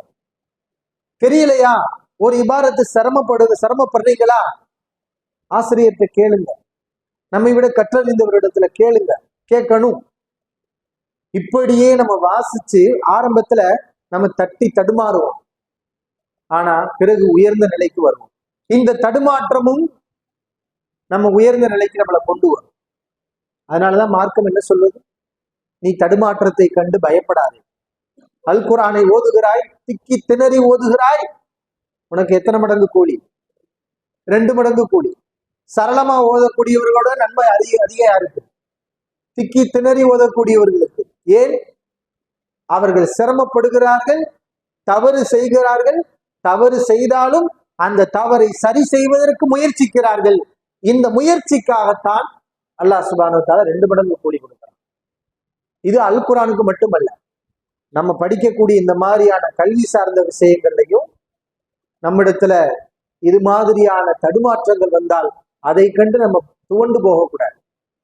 நமக்கு வாசிக்க முடியல, நமக்கு சிரமமா இருக்குது, புரியல என்ற நிலை வரக்கூடாது. தொடர்ந்து படித்து கொண்டே இருக்கணும். உறுதி, என்னால் முடியும், அல்லாஹ் ரப்பல் ஆலமீன் அந்த திறமை எனக்கு கொடுப்பான். அது உயர்ந்த திறமை. அந்த திறமையை நான் இழக்க விரும்பவில்லை. அல்லாஹ்விடத்துல துஆ செய்வோம், முயற்சி செய்வோம், நிச்சயமாக நம்மால் முடியும்.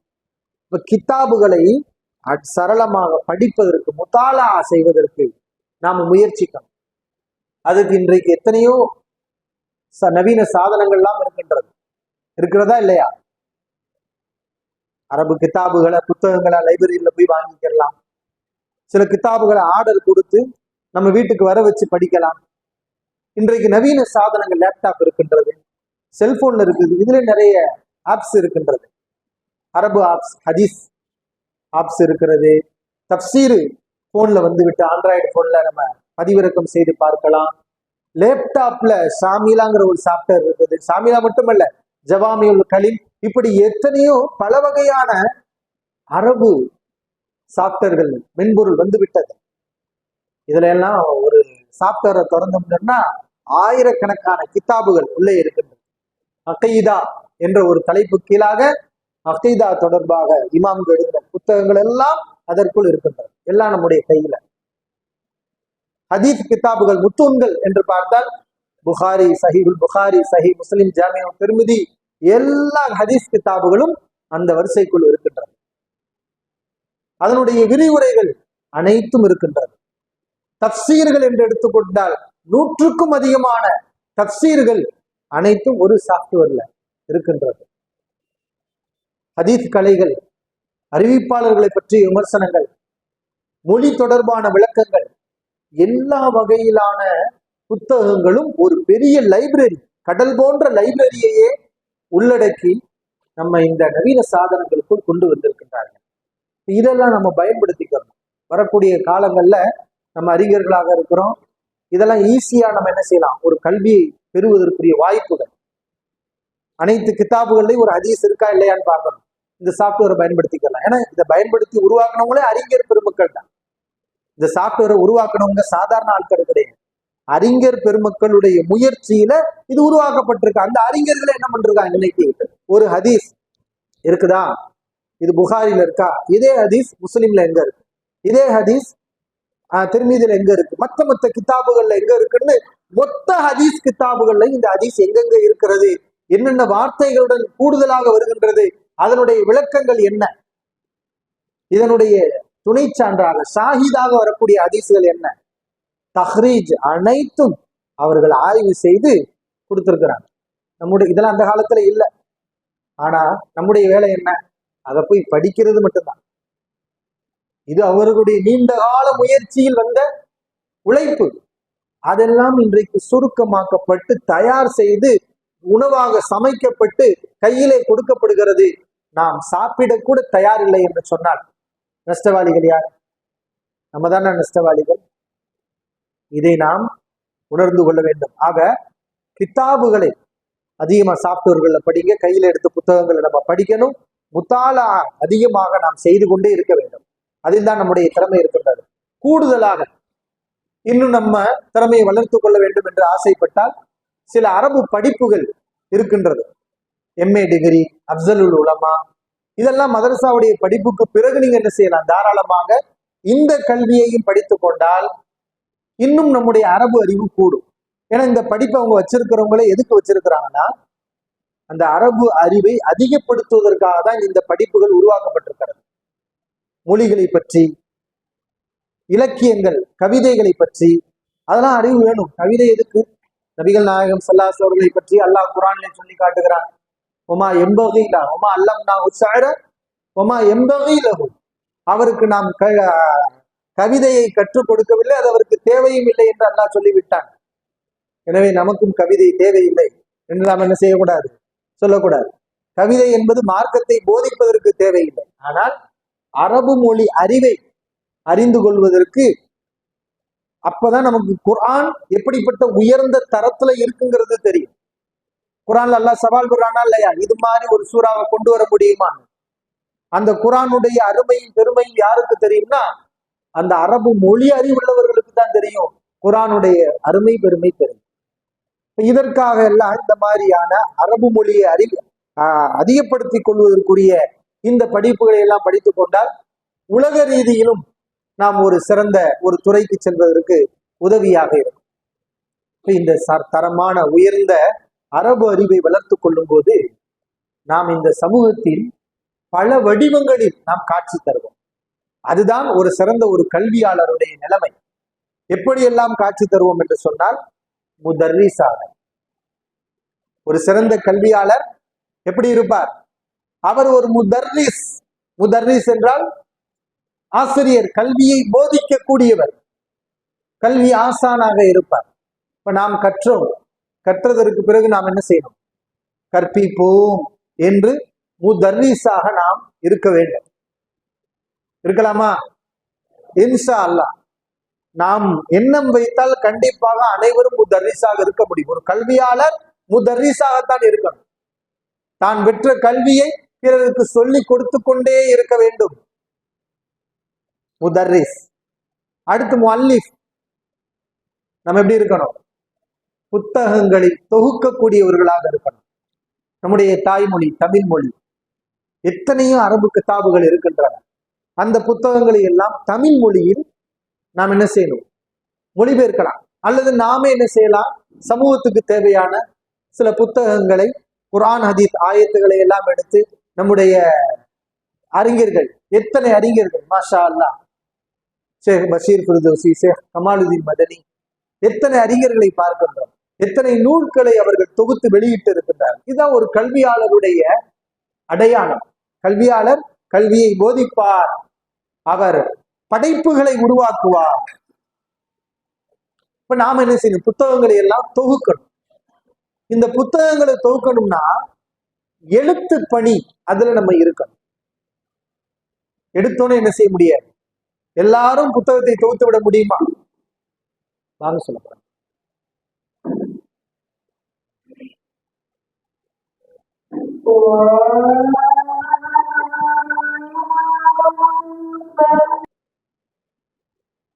அல்ஹம்துலில்லாஹ்.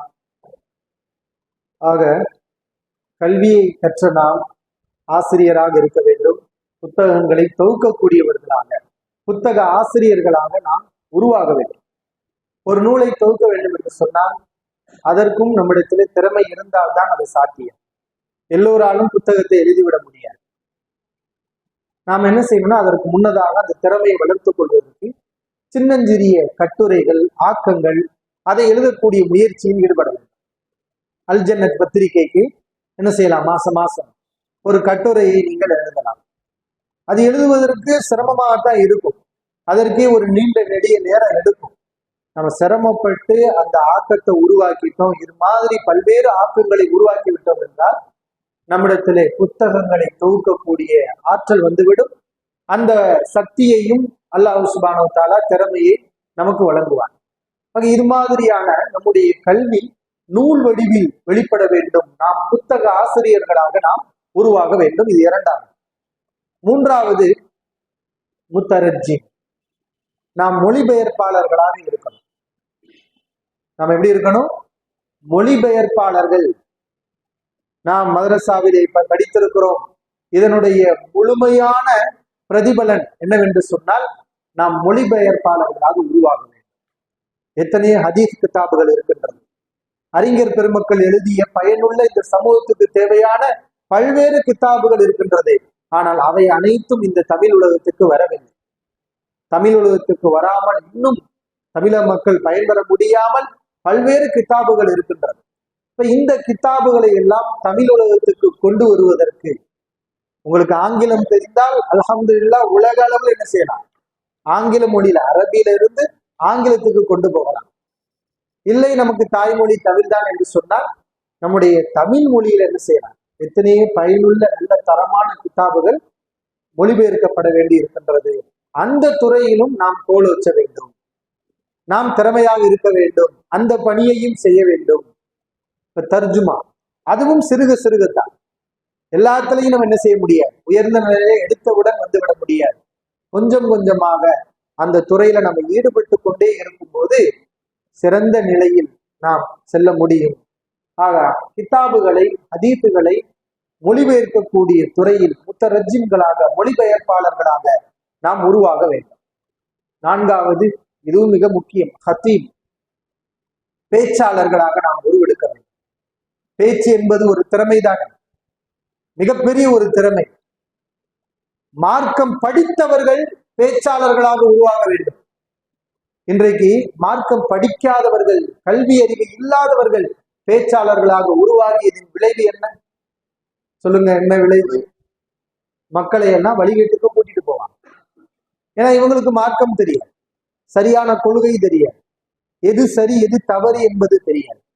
மக்களை அறியாமையின் பக்கம் அழைக்கக்கூடிய ஹதீபுகள் இருக்கிறார்கள். ஏனென்றால் பேச்சு திறமை என்பது கற்றவர்களுக்கும் இருக்கும், கல்லாதவர்களுக்கும் இருக்கும். படிக்காதவர்கள் கூட என்ன செய்வாங்க? பேசுவாங்க. ஆனால் அது ஒரு திறமைதான். பாமர மக்கள் இந்த பேச்சுக்கு மயங்கி, பேச்சில் மயங்கிதான் அவர்கள் தங்களுடைய நம்பிக்கையை அந்த பேச்சாளர்கள் மீது வைக்கின்றார்கள். அதை சில பேச்சாளர்கள் தவறாக பயன்படுத்துகிறார்கள். எனவே அசத்தியத்தை மக்களுக்கு சொல்லி சத்தியம் போல் காட்டி மக்களை வழிகெடுக்கக்கூடிய சூழல் உருவாகின்றது. இது மாதிரியான கட்டத்துல மார்க்கம் படித்த அறிஞர்கள் பேச்சாளர்களாக உருவாகணும். அவர்கள் தலை சிறந்த பேச்சாளர்களாக உருவாகணும். இந்த திறமையை வளர்த்து கொள்ள வேண்டும். இப்ப பேச்சு என்ற திறமை நமக்கு வருமா என்று நாம நினைக்க கூடாது. வரும். முதலாவது நம்ம படிக்கணும். அந்த துறையில தான் நம்ம இருக்கிறோம். அப்படிங்கும்போது கண்டிப்பாக நாம இந்த பேச்சு திறமை வளர்த்து கொள்ள முடியும். இந்த திறமை எப்போது வரும் என்றால் நாம் பேசிக்கொண்டே இருக்க வேண்டும். ஜும்மாக்கள், அதிகமான ஜும்மாக்களுக்கு நம்ம போகணும். போக சொல்லுவாங்க, இந்த இடத்துக்கு போங்கன்னு சொல்லுவாங்க. பேசுறதுல கஷ்டங்கள் இருக்கும், ஈஸியா நம்ம பேசிட முடியாது. ஒரு அரை மணி நேரம் பேசுகிறோம் என்று சொன்னால் ஒரு 2 மணி நேரமாவது நம்ம அதை பத்தி என்ன செய்யணும், யோசிக்கணும். அதற்குரிய குறிப்புகளை நம்ம எடுக்கணும். முயற்சி செஞ்சு முன்னோட்டமாக பேசி பார்க்கணும். இப்படி எல்லாம் நம்ம முயற்சி செஞ்சாதான் ஓரளவுக்கு நம்ம என்ன செய்ய முடியும், ஆரம்பத்துல பேச முடியும். ஆனா இப்படி கஷ்டப்பட்டு நம்ம பல தடவை பேசி பார்த்துட்டோம், பல மேடைகள் ஏறிவிட்டோம், பல ஜும்மாக்களை உரை நிகழ்த்தி விட்டோம் என்று சொன்னால் பிறகு பேசுவது நமக்கு இலகுவாய். 10 நிமிடம் பேசுவதற்கு சிரமப்பட்ட நாம் பிறகு மணிக்கணக்கில் என்ன செய்வோம், பேச ஆரம்பித்து விடுவோம். அல்லாஹ் சுப்ஹானஹு வ தஆலா அந்த ஆற்றலை நமக்கு என்ன செய்வான், கொடுத்து விடுவான். இப்ப பேசணும்னு சொன்னா நாம என்ன செய்யணும்னா நிறைய ஆக்கங்களை படிக்கணும். குறிப்பாக நம்ம இடத்துல தமிழ் வார்த்தைகள் தெளிவாகவும் சரியான வார்த்தைகளும் வர வேண்டும். அப்படியானால் நம்ம தமிழ் புத்தகங்கள் அதை நம்ம படிக்கணும், பத்திரிகைகளை படிக்கணும், உலகத்தில் நடக்கக்கூடிய பல விஷயங்கள் நம்ம தெரிஞ்சுக்கிறணும். நாம மார்க்கம் சார்ந்த கல்வியையும் வளர்த்து கொள்ள வேண்டும், பேச்சாற்றலை உருவாக்கி கொள்ள வேண்டும். ஹத்தீபுகள், ஏனென்றால் மக்களை பண்படுத்துவதற்குரிய சாதனம் இந்த குத்துபா தான்.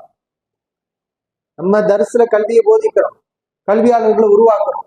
ஆனா சாதாரண பொதுமக்கள் இருக்கிறாங்க, அன்றாட வேலைக்கு சென்று விட்டு அவர்கள் வருவார்கள். அவர்கள் மார்க்கத்தை அறிவது என்றால் இந்த ஜும்மா உரைகளில் தான் அவர்கள் மார்க்கத்தை அறிந்து கொள்ள முடியும். அந்த ஜும்மாவை நாம் பயன்படுத்திக் கொள்ள வேண்டும். மக்களுக்கு அவர்கள் உள்ளங்களிலே பதியக்கூடிய வகையிலே அழகான உபதேசங்களை அழகாக ஹிக்மத்தாக நாம சொல்லணும். நேரத்தை வீண்வரையமாக்கிறாம, தேவையற்ற செய்திகளை சொல்லிவிடாமல், அவர்களுடைய உள்ளங்கள் விரண்டு ஓடக்கூடிய வகையில பேசிவிடாமல், அவர்களுடைய மனங்களிலே நாம் சொல்லக்கூடிய அந்த போதனைகள் அமரக்கூடிய வகையில் எப்படியெல்லாம் முயற்சி செய்தால் இதை நாம் சாதிக்க முடியும் என்று யோசித்து அந்த பேச்சு திறமையை வளர்த்து கொண்டு நாம் அதை பயன்படுத்திக் கொள்ள வேண்டும். கத்தீபுகளாக உருவாக வேண்டும். அப்பொழுதுதான் மக்களுக்கு இந்த ஈமானை, இறையச்சத்தை, நல்லொழுக்கத்தை, இந்த மார்க்கத்துடைய போதனைகளை, நெறிமுறைகளை அவர்களுக்கு நாம் சொல்லிக் கொடுக்க முடியும். அப்ப ஹத்தீப், இந்த பேச்சு திறமை என்பது மிக முக்கியமானது. இன்ன மினல் பயானில் அஸ்ஸஹ்ரா, நபிகள் நாயகம் ஸல்லல்லாஹு அலைஹி வஸல்லம் சொன்னார்கள், பேச்சிலும் ஒரு சூனியம் இருக்கின்றது. அப்படியானால் பேச்சை துஷ்பிரயோக பயன்படுத்தி ஒரு மனிதன் வழிகெடுக்க முடியும் என்று நபி அவர்கள் சொன்னார்கள். உலகத்தில் அது நடந்து கொண்டு இருக்கிறது, இன்னைக்கு நம்ம பார்த்து கொண்டிருக்கிறோம். அப்ப நாம சரியான கொள்கையில் இருக்கக்கூடியவர்கள் அந்த பேச்சை சரியான அடிப்படையில் பயன்படுத்தும் போது மக்கள் வழிகேட்டுக்கு போகாமல் நல்வழியின் பக்கம் வருவார்கள், நல்லொழுக்கம் அடைவார்கள், சீர்திருத்தம் பெறுவார்கள். அதற்காக நாம் ஹத்தீபுகளாக, சிறந்த ஹத்தீபுகளாக உருவாக வேண்டும். உங்களுக்கு பேச்சு பயிற்சி எல்லாம் மாசாவில் கொடுக்குறாங்க, இருக்கா இல்லையா? இருக்குது. அதையெல்லாம் நம்ம பயன்படுத்தணும். நமக்குரிய வாய்ப்புகள் வரும்போது அதை நம்ம தட்டி கழிக்க கூடாது, அதை நம்ம பயன்படுத்திக்கிறோம். தட்டி கழிக்கிறோம் என்றால் நம்ம என்ன செய்யறோம், பின்னால் போறோம், பின்னோக்கி போறோம். நம்முடைய முயற்சி எல்லாமே வீணா போகுது. நம்முடைய உயர்ந்த நிலையை நம்ம நோக்கி போகிறதுல நம்ம பலவீனப்படுறோம் என்பதை நாம் உணர்ந்து கொள்ள வேண்டும். 5வது இருக்கிறது, அது கடைசி, முஃப்தி, மார்க்க தீர்ப்பு வழங்கக்கூடியவர்களாக உருவாகும். யார் மார்க்க தீர்ப்பு வழங்க முடியும்? எல்லோரும் தீர்ப்பு வழங்கிவிட முடியாது. மார்க்கத்தை முறையாக நம்ம படிக்கணும். அரபு மொழி அறிவு, தெளிவான அறிவு நம்மிடத்துல இருக்கணும்.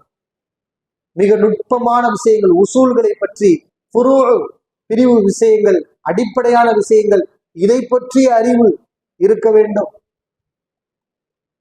நல்ல எண்ணம் உள்ளவராக இருக்க வேண்டும், நல்ல அஹ்லாக் உள்ளவராக இருக்க வேண்டும். கருத்து வேறுபாடுகள், இஸ்லாமிய அறிஞருடைய நிலைப்பாடுகள், இதையெல்லாம் கற்றறிந்தவராக இருக்க வேண்டும். ஆக ஃபிக்ஹுடைய அடிப்படைகள், அனைத்து மார்க்க கலைகளையும் கற்று தேர்ந்தவர் தான் ஃபத்வா கொடுக்க முடியும். அப்ப முஃப்திகள் உருவாக வேண்டும், சமூகத்திலே உருவாக வேண்டும். டாக்டர்கள் உருவாகிற மாதிரி. ஏன்னா டாக்டர்கள்ல நிறைய போலி டாக்டர்கள் இருக்குதா இல்லையா? போலி டாக்டர். அது மாதிரி இந்த முஃப்திகள், உலமாக்களிலும் போலி உலமாக்கள், போலி முஃப்திகள் இருக்கின்றார்கள், உண்மையான முஃப்திகளும் இருக்கின்றார்கள். இப்ப இந்த துறை பூர்த்தி செய்யப்பட வேண்டும். சரியான மார்க்க கல்வியை முறையான மார்க்க அறிஞர்களிடமிருந்து அதை பெற்று மக்களுக்கு சமூகத்தினுடைய நிலைகள், சூழ்நிலைகளை எல்லாம் கவனத்தில் கொண்டு சரியான தீர்ப்பை கொடுக்கக்கூடியவர்களாக உருவாகும். இப்படி பல துறைகளிலும் நாம் சிறப்புற்று விளங்க வேண்டும். அப்படியானால் நம்ம முத மனசுல பதிய வைக்க வேண்டிய விஷயம், இந்த இடத்துல கவனிக்க வேண்டிய விஷயம், நாம் சிறந்த கல்வியாளர்களாக உருவாகணும்னா சிறந்த கல்வியாளர்களிடமிருந்து அந்த கல்வியை நாம் பெற வேண்டும். சிறந்த கல்வியாளர்கள் யார்? நமக்கு முன் சென்ற கல்வியாளர்களிடமிருந்து பெறக்கூடிய கல்விதான் நம்முடைய கல்வி. நாம் புதிதாக உருவாக்கக்கூடிய கண்டுபிடிக்க கல்வி எதுவுமே கல்வி கிடையாது, எல்லாமே பிதாத். நாம் புதிதாக உருவாக்கும் ஒரு மனிதன் சொல்வான், யாருக்கும் தெரியாது, முன்னுள்ள அறிஞர்களுக்கு தெரியாது, எனக்கு தெரிகிறது, அவர்களை விட நான் அறிந்திருக்கிறேன் என்று சொன்னால் இவன் மிகப்பெரிய முட்டாள், ஜாஹில். முன் சென்ற அறிஞர்களை விட சிறப்புற்று ஒருவன் கல்வியில் சிறந்து விளங்க முடிய, அவர்கள் தான் சிறப்புக்குரியவர்கள். இப்ப அந்த கல்வியாளர்களிடமிருந்து நாம் என்ன செய்யணும்? கல்வியை படிக்கணும். இன்னைக்கு நான் மார்க்கத்தை படிச்சிருக்கிறேன், யாரிடமிருந்து நீ பெற்றாய்? இந்த கல்வியை நீ யாரிடமிருந்து பெற்றாய் என்றால் நாம் சொல்ல வேண்டும், என்னுடைய ஆசிரியர் இவர்தான், நான் இந்த அறிஞரிடமிருந்து அவருடைய ஆக்கத்தை படித்துத்தான் இந்த கருத்தை சொல்கிறேன் என்று சொல்ல வேண்டும். நான் யாரையுடைய நூலையும் படிக்கிறேன். அப்ப உனக்கு வகி வந்துச்சா? உனக்கு திடீர் என்று உனக்கு வகி வந்துச்சா? இவ்வளவு விஷயத்தை நீ பேசுறிய. உண்மை என்ன தெரியுமா? அவங்க மற்றவங்களுடைய ஆக்கத்தை எல்லாம் படிச்சுட்டு தான் சொல்றாங்க.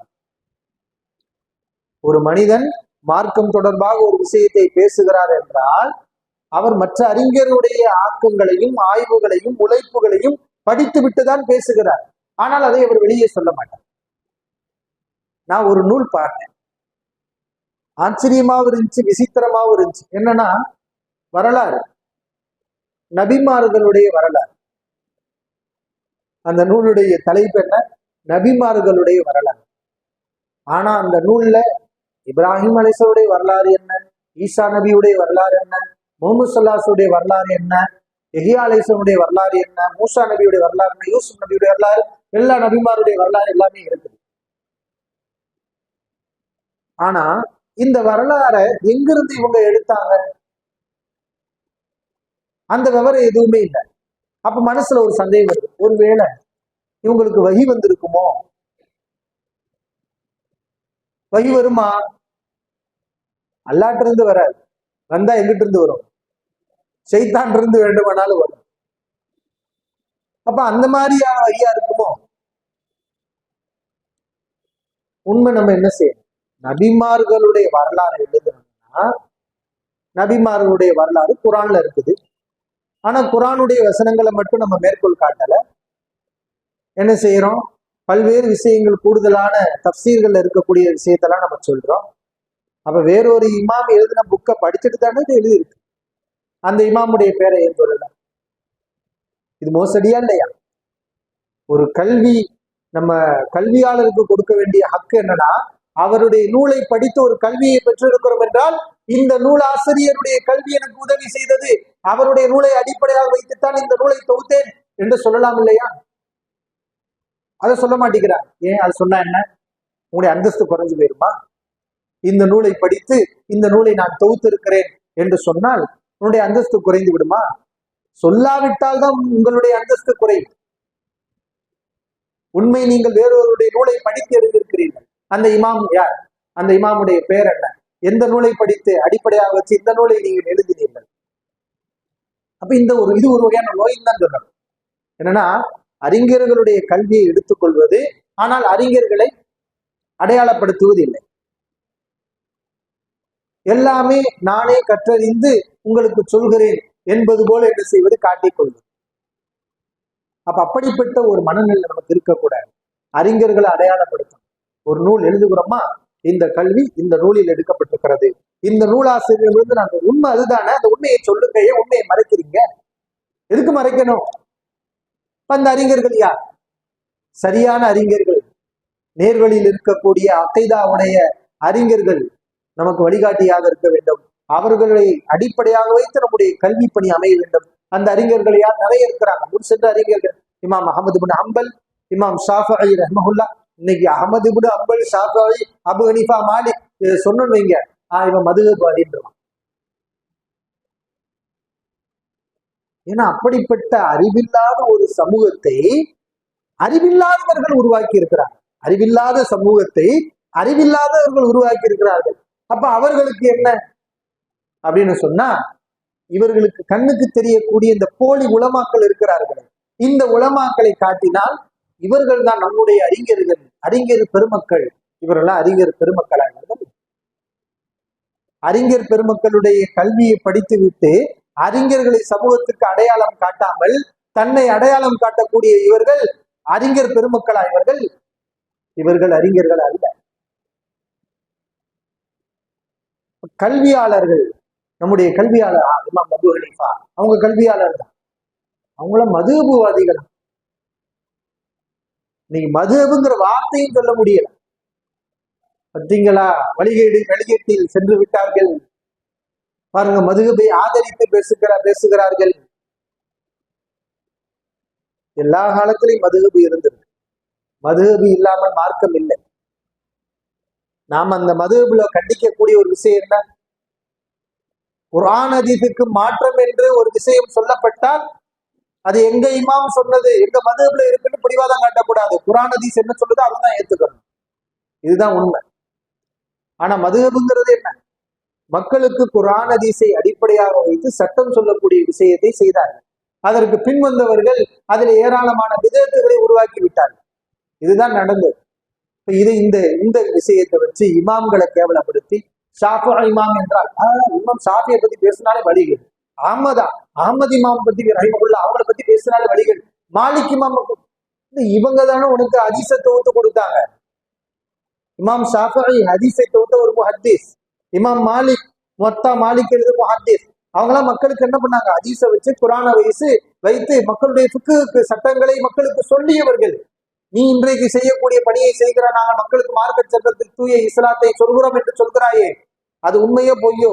அதுல கலப்பட ஏராளமான குளறுபடிகள் இருக்கிறது.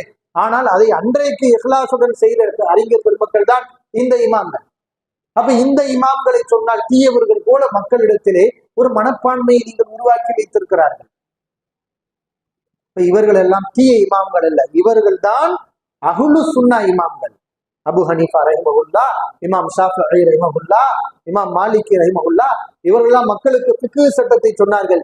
மக்களிடத்திலே ஃபிர்காக்களை, சமூகத்திலே குழப்பங்களை, பிரிவினைகளை ஏற்படுத்தவில்லை.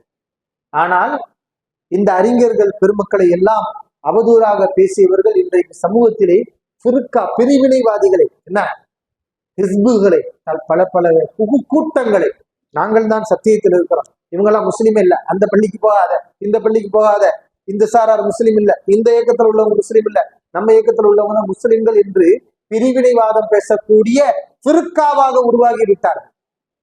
அல்லாஹ் பாதுகாக்கணும். அப்ப நாம எப்படி இருக்கோம்னா, அறிஞர்களை தழுவிய அறிஞர்களாக இருக்கணும். அறிஞர்களை புறக்கணித்த அறிஞர்கள் சைத்தானுடைய அறிஞர்கள், சைத்தானால் வழிகெடுக்கப்பட்டவர்கள். அவர்களும் அறிஞர்கள் தான். ஏன்னா இப்லீஸ் அவனும் ஒரு அறிஞர் தான். எதுல அறிஞர் சொல்லுங்க பார்க்கலாம்? வழிகெடுக்கிறதுல அவன் அறிஞர். அவன் ஒரு ஆலிம் சூ, கெட்ட அறிஞர். அது மாதிரி கெட்ட அறிஞர்கள் உலகத்துல இருப்பாங்க. நாம கெட்ட அறிஞர்களாக இருக்கக்கூடாது. இந்த நல்ல அறிஞர்கள் வழியில் வரக்கூடிய நல்லறிஞர்களாக நம்ம இருக்கணும். இந்த இமாம்கள், இமாம் அப்துல் வஹாப், முஹம்மது பின் அப்துல் வஹாப் ரஹிமஹுல்லா அவர்கள், அதே போன்று இப்னு தைமியா ரஹிமஹுல்லா அவர்கள், இப்னுல் கையிம் ஜௌஸி ரஹிமஹுல்லா அவர்கள், அதே போன்று தற்காலத்தில் இருக்கக்கூடிய ஷேக் பின் பாஸ், உசைமீன் அல் உசைமி ரஹிமஹுல்லா, சாலிஹ் ஃபௌசான், இப்படி எத்தனையோ தலை சிறந்த அறிஞர்கள் இருக்கிறார்கள். அவர்களுடைய ஆக்கங்கள், கொள்கை விளக்க நூல்கள், அவர்கள் இபாதத்துகள் தொடர்பாக எழுதிய நூல்கள் எல்லாம் இருக்கின்றது. விஷயம் தெளிவாக்கி நமக்கு தரப்பட்டு இருக்கின்றது. நம்முடைய வேலை என்ன? அதை படிக்கணும், உள்வாங்கணும், அதை மக்களுக்கு என்ன செய்யணும்? போதிக்கணும். இப்ப நம்ம எப்படிப்பட்ட அறிஞர்களாக இனி உருவாகணும்னா, அறிஞர்களை சார்ந்த அறிஞர்களாக இருக்கணும். நாம் ஒரு நிலைப்பாடு எடுக்கின்றோம், ஒரு கருத்தை சொல்கின்றோம், இந்த அறிஞர்கள் யாருமே சொல்லவில்லை, இந்த அறிஞர்கள் எல்லாம் அதற்கு மாற்றமாக சொல்லி இருக்கிறார்கள். அப்படியானால் நாம புரிந்து கொள்ள வேண்டும், நாம் தடம் மாறுகிறோம். நாம் என்ன செய்யறோம்? தடம் மாறுறோம். நம்ம சரியான பாதையில போகணும்னு சொன்னா நம்முடைய சிந்தனையும், நம்முடைய பயணமும், நம்முடைய வழியும், நம்முடைய போக்கும், இந்த அறிஞருடைய சிந்தனையும் போக்கும் ஒரே மாதிரிதான் இருக்கும். அப்படி அமைச்சுக்கலாமா? இன்ஷா அல்லாஹ், இன்ஷா அல்லாஹ். இதுவரைக்கும் 1:05 வரைக்கும் இன்ஷா அல்லாஹ், இன்னும் சில நிமிடங்கள் இறுதியாக ஒரு சில தகவல்களை மட்டும் நான் சொல்லிக் கொள்கிறேன். நம்முடைய வருங்கால பணிகளில் மிக முக்கியமான ஒரு பணி என்னன்னு சொன்னா, சமூகத்தில் நிலவக்கூடிய பிதஅத்துகள், ஃபித்னாக்கள், அதற்கு எதிரான குரல் கொடுக்கக்கூடியவர்களாகவும் நாம் இருக்க வேண்டும். இது மிக முக்கியமான அறிஞர்களுடைய பணி. ஆனா அறிஞர்களில் ஒரு சாரார் இது தேவையற்ற வேலைன்னு நினைக்கிறாங்க. சில அறிஞர்கள் எப்படி இருப்பாங்க தெரியுமா? சமூகத்துல நடக்கக்கூடிய எந்த பிரச்சனையும் பேச மாட்டாங்க. சமூகத்துல நடக்கக்கூடிய எந்த பிரச்சனையும் பேச மாட்டாங்க. தர்காக்கள் பெயர்ல சிறுக்கு நடக்குதே, தர்கான்னு சொன்னா நமக்குரிய அங்கீகாரம் இல்லாம போயிடும். அந்த தர்காவை ஏற்றுக்கொண்டிருக்கக்கூடிய மக்கள் நம்ம என்ன செய்ய மாட்டார்கள், அழைக்க மாட்டார்கள். இப்படி மக்களிடத்துல ஒரு குறிப்பிட்ட சாரார் இடத்துல ஒரு பிதஅத் இருக்கும். ஒரு சாரார் நபிமொழிகளை ஹதீஸ்களை மறுத்து கொண்டிருப்பார்கள். ஹதீஸ்களை மறுக்காத, நபிமொழிகளை நிராகரிக்காதே என்று நாம் சொன்னால் அவர்கள் நம்மை ஏற்றுக்கொள்ள மாட்டார்கள்.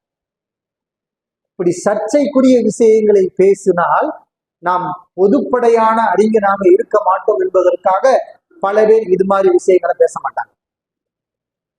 இப்படி நிறைய பேர் இருக்கிறாங்க. இவர்கள் அறிஞர்களா என்றால் இவர்கள் அறிஞர்களே கிடையாது. இவர்கள் அறிஞர்களா என்றால் இவர்கள் அறிஞர்களே அல்ல. உண்மையான அறிஞர்கள் யார் தெரியுமா? இன்னமா யக்ஷல்லாஹ மின் இபாதிஹில் உலமா. அல்லாவை அஞ்சி நடக்கக்கூடியவர்கள் உலமாக்கள் தான் என்று அல்லாஹ் சொல்லி காட்டுகிறார். லா யகாஃபூன ஃபில்லாஹி லௌமத லாயிம். அல்லாஹ்வுடைய விஷயத்தில் பழிப்போருடைய பழி சொல்லுக்கு இவர்கள் அஞ்ச மாட்டார்கள். உண்மையான உலமாக்கள் யார் தெரியுமா? யாருக்கும் பயப்பட மாட்டோம். நான் அல்லாஹ்வுக்கு மட்டும்தான் பயப்படுவேன். இப்படி நம்ம இருக்கணும். அல்லாஹ்வுக்கு துரோகம் செய்யக்கூடிய ஷிர்க் நடக்குது, அதை பற்றி நான் வெளிப்படையாக பேச மாட்டேன் என்று ஒருவர் சொல்கிறார் என்றால், அப்படி அவர் நடவடிக்கையை அமைத்துக் கொள்கிறார் என்றால் இவர் அறிஞரே அல்ல. அல் குர்ஆன்ல நபிமார்கள் ஷிர்க பத்தி பேசலையா? லுக்மான் அலைஹிஸ்ஸலாம் தன்னுடைய மகனுக்கு முத சொன்ன உபதேசமே என்ன? லா துஷ்ரிக் பில்லாஹ். இணை வைப்பை பத்தி பேசினா மக்களுடைய அங்கீகாரம் இல்லாம போயிரு. மக்களுடைய அங்கீகாரத்தை எதிர்பார்க்கக்கூடியவர் அறிஞர் அல்ல, அல்லாஹ்வுடைய அங்கீகாரத்தை எதிர்பார்க்கணும். மக்கள் அங்கீகரிப்பார்கள், அங்கீகரிக்காமல் போவார்கள். மக்களுடைய இழுப்புக்கெல்லாம் செல்லக்கூடியவன் அறிஞன் அல்ல.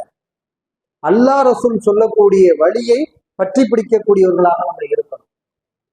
இதான் அறிஞர்களுடைய பண்பு. ஒரு முக்கியமான அறிஞருடைய பண்பு அகைதா, நம்முடைய கொள்கை தெளிவாக இருக்கும். கொள்கையில எந்த குழப்பமும் உருவாகக்கூடாது. நம்பிக்கை சார்ந்த விஷயங்களை எல்லாம் நாம் உறுதிப்படுத்திக் கொள்ள வேண்டும். எனவே அதிகமாக அகைதா சார்ந்த கிதாபுகளை படித்திருக்க வேண்டும். குறிப்பாக அகைதத்துல் வாசித்தியா, அகைதத்து அஹ்லி சுன்னா. அகைதத்துல் வாசித்தியா யார் எழுதின கிதாப்? ஷேக் இப்னு தைமியா ரஹிமஹுல்லா அவர்கள் எழுதின கிதாப். அந்த கிதாபுகளை நம்ம படிக்கணும். அகைதத்து அஹ்லி சுன்னத்தி வல் ஜமாஅ, அஹ்லு சுன்னா வல் ஜமாஅத்துடைய கொள்கை யார் எழுதின கிதாப்? சாலில் ஃபௌசான் அவங்களும் எழுதியிருக்கிறாங்க, உசைமீன் ரஹிமஹுல்லா அவர்களும் எழுதியிருக்கிறாங்க. அப்ப இந்த அறிஞர்கள் எழுதிய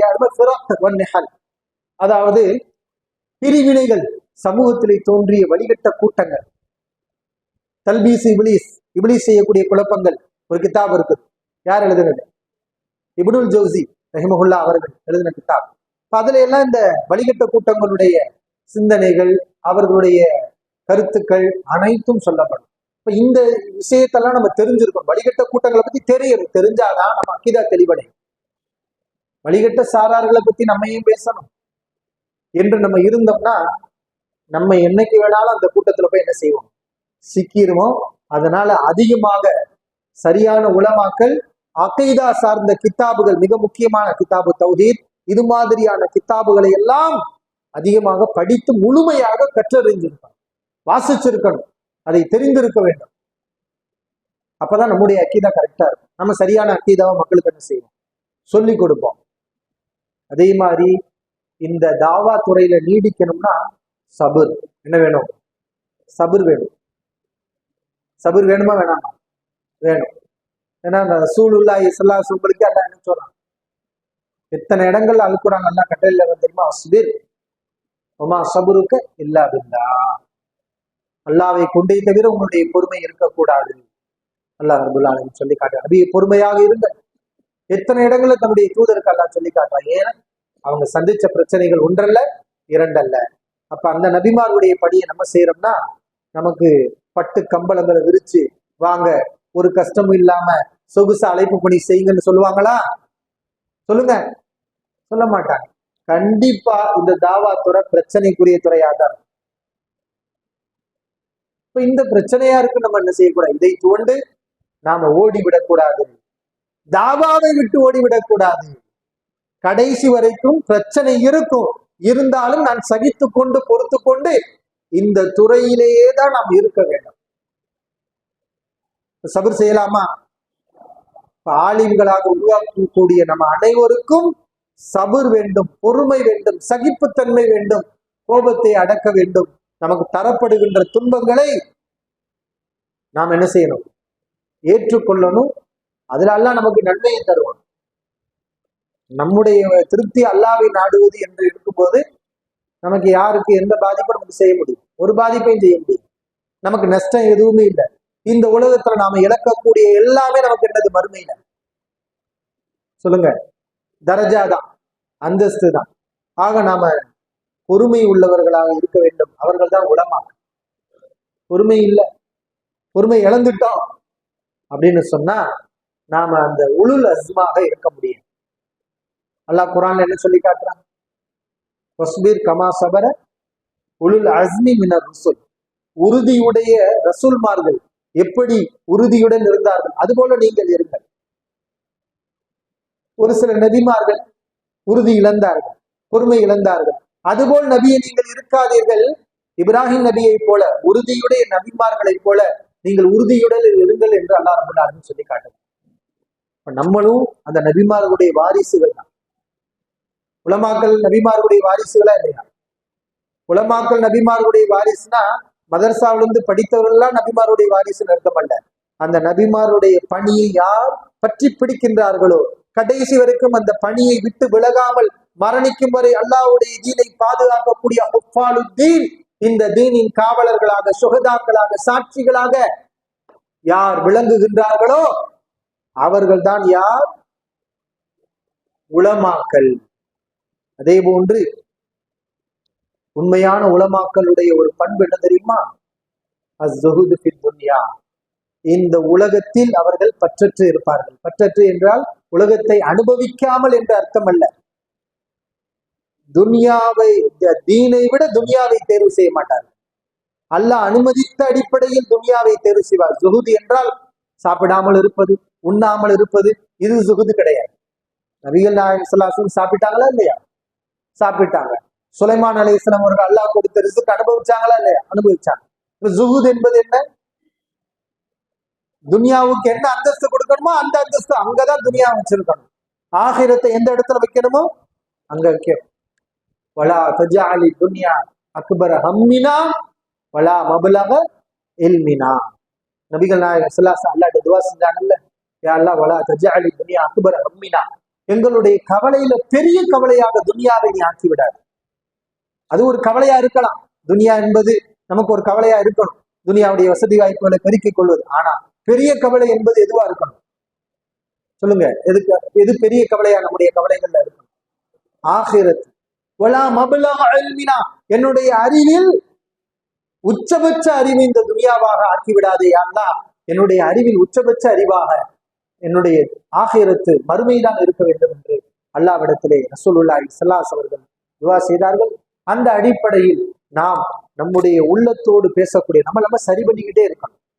நாம் அதிகமா நம்மளை பத்தி யோசிக்கணும். இந்த மக்களுக்கு பயிற்சி செய்யக்கூடிய நேரங்கள்ல இப்லீஸ் என்ன செய்வானா, மக்களை பத்தி யோசிக்க வைப்பான். ஆனா நம்மளை பத்தி யோசிக்க மறக்க அடிச்சிருவோம். நம்ம ஒழுங்கா தொழுகிறோமா? நாம மக்களுக்கு சொல்றபடி நம்ம நடக்கிறோமா? நாம எதை ஏவுறோம் அதன்படி நம்ம செயல்படுறோமா? இப்ப இப்லீஸ் நம்ம மறக்கடிப்பான். இப்ப நாம என்ன செய்யணும்?